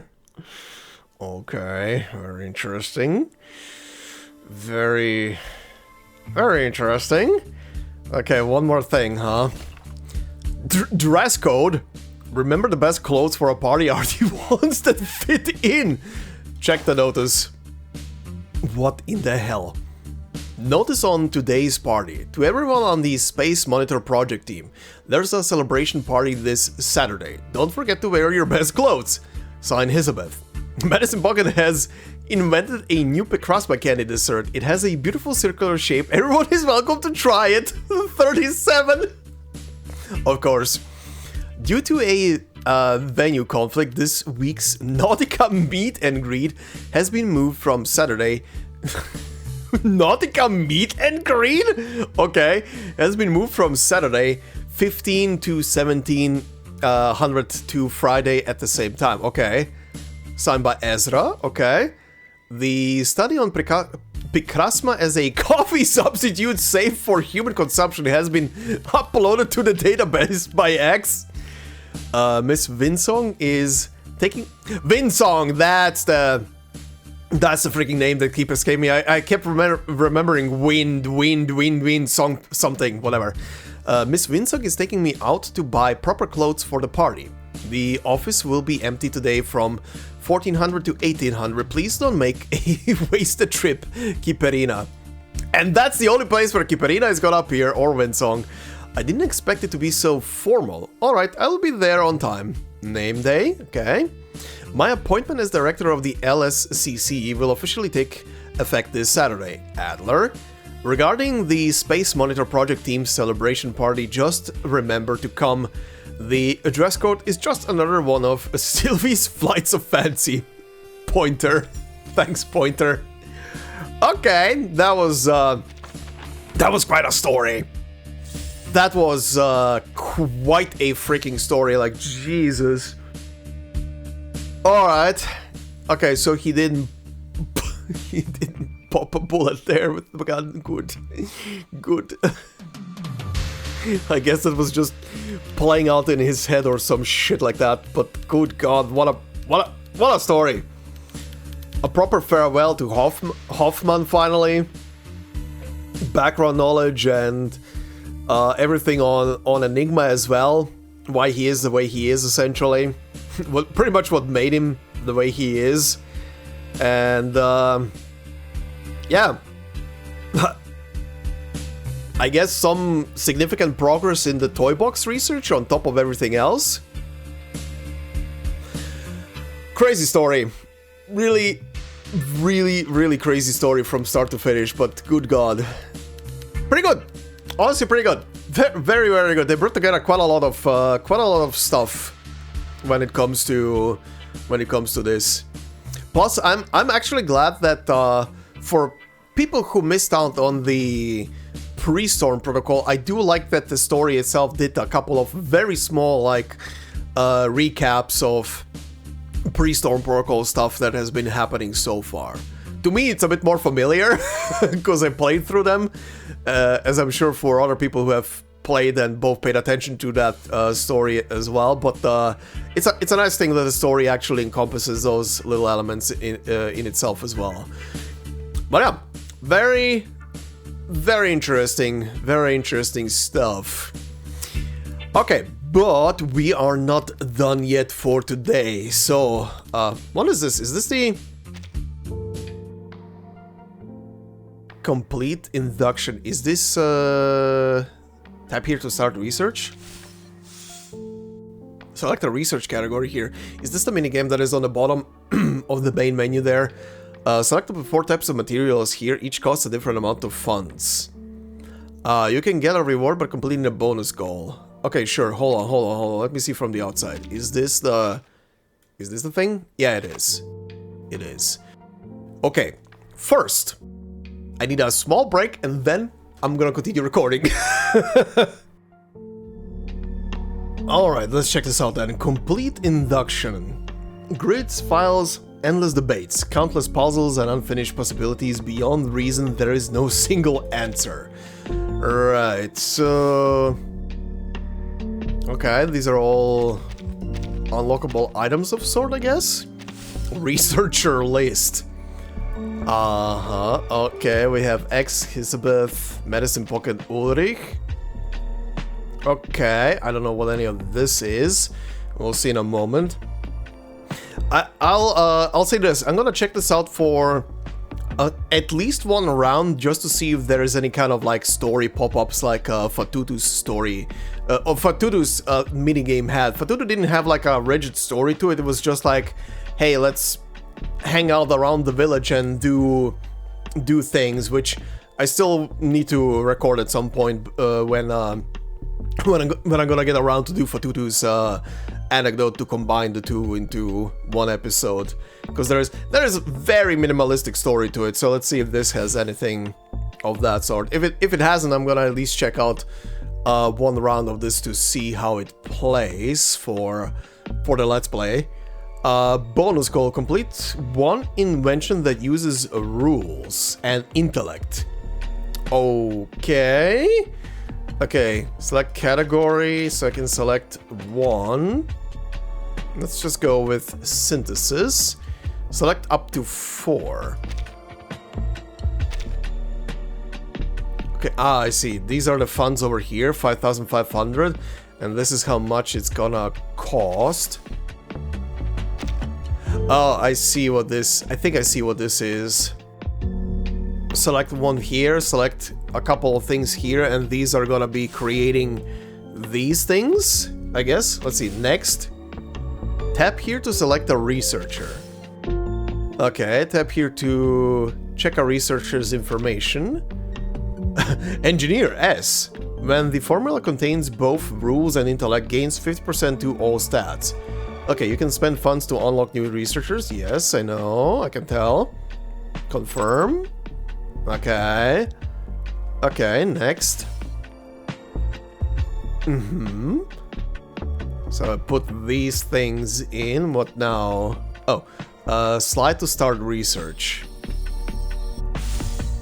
Okay.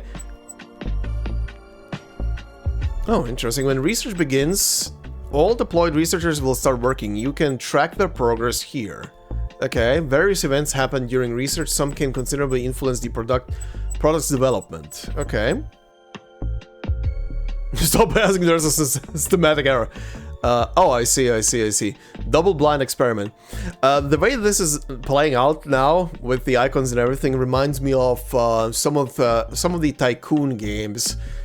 What was one of the Tycoon games that I played? I think it was the game development Tycoon game a long-ass time ago, like over 10 years at this point. That was pretty much like put people at tables at PCs, make them work, make them produce different aspects of a game and stuff, and pretty much the same thing, just numbers and bubbles going above their heads. Okay, anyway, double-blind experiment. To prevent your own biases from interfering, you conducted a double-blind experiment. In the end, not only did the researchers not know which group was which, but even the samples themselves seem unaware. Nevertheless, the results still ended up falling within your expectations. Statisticians Jesus Christ, call this the experimenter effect. All the researchers call it the getting what you wished for. Nice. Alright. And academic debate. 2 researchers argued late into the night in the lab about a small detail in a theory. Their voices got louder and louder until they had written enough formulas to cover 3 whole chalkboards. The next day, you spot a small note in the corner. What were we fighting about anyway? Neither of them can remember, but the formulas are still there and seem somewhat useful. Okay, nice. Okay, and that created this thing. After research ends, each laboratory's finished product will be examined and rated. The higher your product's rating, the more reward funds and XP you get for your laboratory. Okay, here are the results. In 4th place, the invention from You Never Know Laboratory, Spatial Displacement Structure. Okay. 3rd place, the invention from Brass Head Laboratories, Spatial Displacement Structure. 2nd place, the invention from Closed Before Noon Laboratory, Perceptual Residue. 1st place in the in this evaluation goes to the invention from Enigma's laboratory, Spatial Displacement Structure. Okay, thanks. Very nice. Let me just see in here. Oh, that's Oh, is that a skin for White Rum?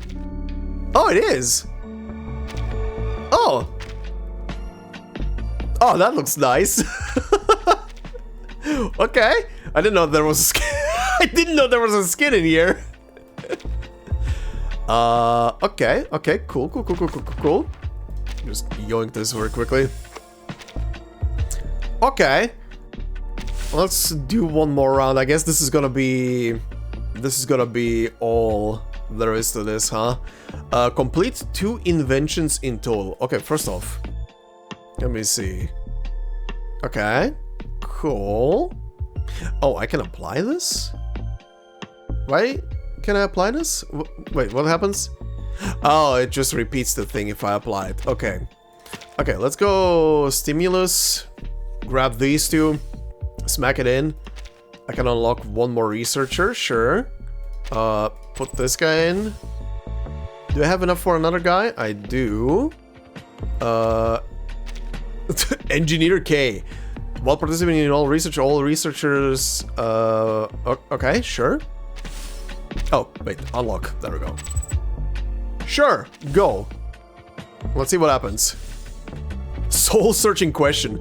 The Committee for Ethics had a question about your work. Did your test subjects consent to that intangible stimulus you use in your experiments? You replied, we read the consent from aloud to every petri dish. The committee members were quiet for a long time. Experimental process. An expert on methodology visited and fainted after seeing your experimental process. After regaining consciousness, he said, you use astrology to decide when to conduct each experiment, a crystal ball to judge when it is done, and you still think you can write a paper on it? You replied, hey, we did every step 3 times. Academic debate, 2 researchers argued, I think it's the same. What were we fighting about? Yeah, this is the same event again. Okay, 4th place. Brasshead Laboratory. You Never Know Laboratory, 3rd place. Close Before New Laboratory, 2nd, and Enigma 1st. Nice, and I got this item. Okay. Is there any text on these things? I don't think there is, right? No, it's just items. It's just items and what the production line for them was. Okay, oh, wait, let me finish one more thing to see what happens. Okay, whatever this needle is, thanks. 4th place close before new laboratory. Oh, only got 3rd place this time. Alright. Everybody made something, I got some money. Nice. Funding acquired. Okay, level 2 achieved. Complete 1 invention based on stimulus. Okay, I see how this goes. Alright, but this seems to be everything for this little mini event. So, I would say this is gonna be it for that, but before we wrap up this episode, there is... I don't even know how many trailers there are, but there is trailers to watch, so let's do the trailers. Well, alright then. The only trailer that appears to be here is the main trailer for the patch. And there's a Garment trailer, the Extreme Talent one, which I don't usually watch for these, and one EP and 1 OST, but yeah, we're gonna do the main trailer as usual. So, main trailer, let's do this. Last and first principles, let's go. The age of humans has come to an... Oh wow, that immediately begins with... okay. end.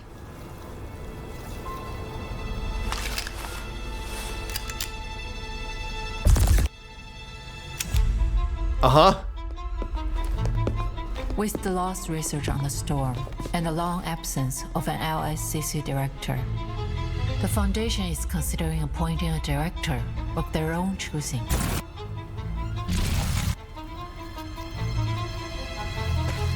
Focus on the matter at hand.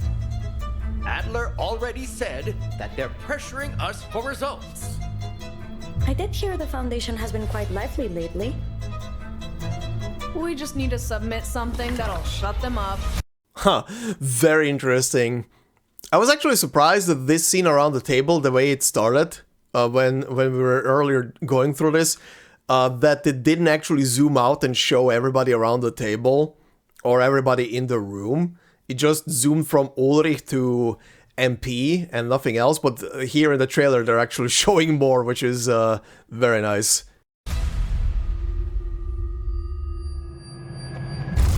Not just something.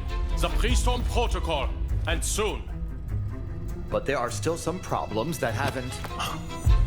They're simulated data. Forget your humanitarian care. Think about it clearly, Adler. The pieces in the toy box are not objectively different from their real-world counterparts. Is that the case this time as well? This is a simulation of the storm. Everything will reset. Nothing will change. If you've already concluded that this is meaningless, why did you return? Oh, that was a nice transition. No one, Bruderherz. I have to go eventually. Wait, I also... Traitor! Du kannst das Arcanum nicht begreifen. Du kannst diese Tür nicht öffnen.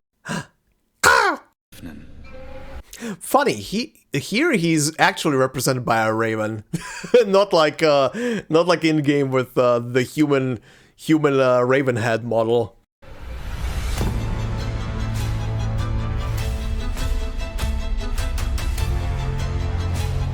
Oh, actually, I just realized 3D. None of us even knows what's in there, and you're saying you're going in alone? There must be a theory that unifies everything in the universe. Adler, just by observing it, you have become a new influencing factor on the core. No matter what you see, don't approach it. We mustn't... Every puzzle has a solution.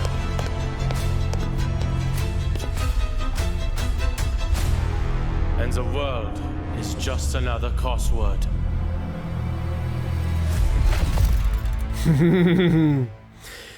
Interesting composition for the trailer.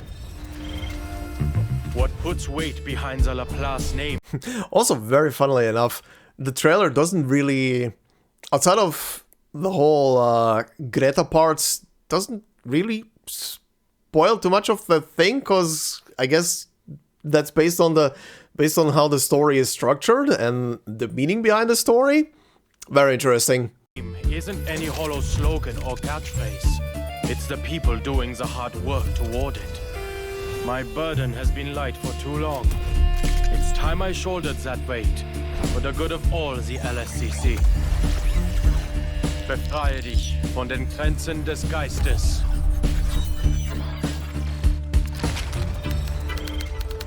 Yo ho ho! I like it. Yo ho ho!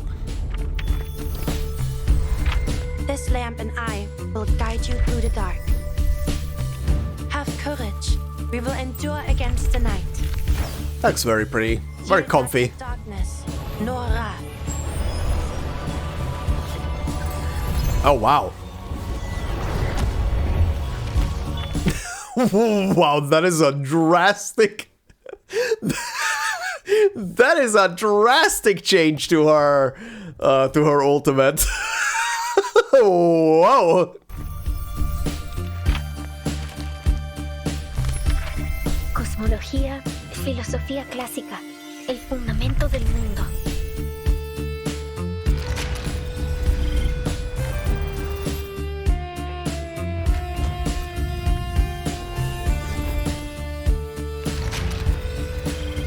More gameplay.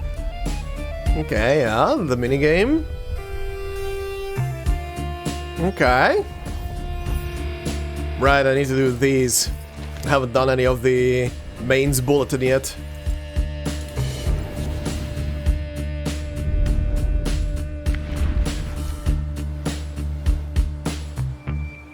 That looks very nice. Like a water park. Okay, and that's the trailer. Alright, with that I think we're at the end of this episode. That should be it then. Yeah, this was a great little mini-story. Great little combination of all the pre-Storm Protocol stuff that happened so far, connecting back also to main story stuff.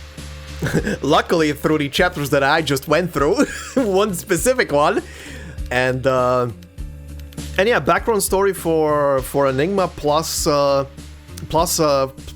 proper farewell to Hoffman that I feel like this farewell to Hoffman has been building up for like how long now since that chapter dropped where she died. How long was it since that chapter? It's been a while. But yeah, I guess we finally got to properly say a farewell to her, which is very, very, very appreciated, honestly. It was about time that we got to that point. But yeah, I'm satisfied with this story. I'm satisfied with this story. I'm gonna wait to see what you guys are gonna say about this story, because there's definitely a lot of stuff that I probably missed, especially when it comes to like depictions and stuff like that, so I'm gonna wait to see. I already heard that some people want to gush about the story, so I'll patiently wait. Yeah, overall I'm very satisfied with this one. And going forward, next episode after this one is gonna be going back to main story. I'm gonna do one more main story chapter, chapter 11, before the collab drops, and see to have that one done. When the collab drops, immediately jumping into the collab, of course. I'm gonna be doing immediately that story. The character or character stories, I don't even know how many characters are gonna be in the collab, or character stories that for that matter. But yeah, we'll do all of that once that comes out. And once the collab is done, I can go back to main story. Pretty much over the next couple of episodes, the TLDR is I'm gonna catch up fully to main story and also do the collab story. That's pretty much what's happening over the next couple of episodes. I'm gonna be fully caught up, and the only thing that's gonna be missing is gonna be the Lorenz butterfly story. And from then onward, I can just literally do every single new event that keeps coming in without any restraints. I'll be able to do the anniversary, which is gonna be main story immediately. I'm excited. But anyway, yeah. This was a good little and very emotionally packed story. But yeah, anyway, this will be it for this part. This is gonna be pretty long video probably. I'll see very soon how long when I start editing this. But for now, that is gonna be too very for me in like 10 minutes from now. For you guys, all I can say is thank you guys very much for watching. Hope you enjoyed this episode. If you did so, please consider leaving a like. It would help a lot. If you're new to the channel, consider subscribing. If you want to support more directly, memberships are open on the channel. Like I always say, no video is gonna be behind a membership. It's purely there for support. So thank you very much to all the members already doing so. Much appreciated. And I hope you all have a fantastic day wherever you are. And I will see you in the next part, and I guess the World War I? Question mark? In 1920? But yeah, that's gonna be next time. So for now, thanks and bye-bye.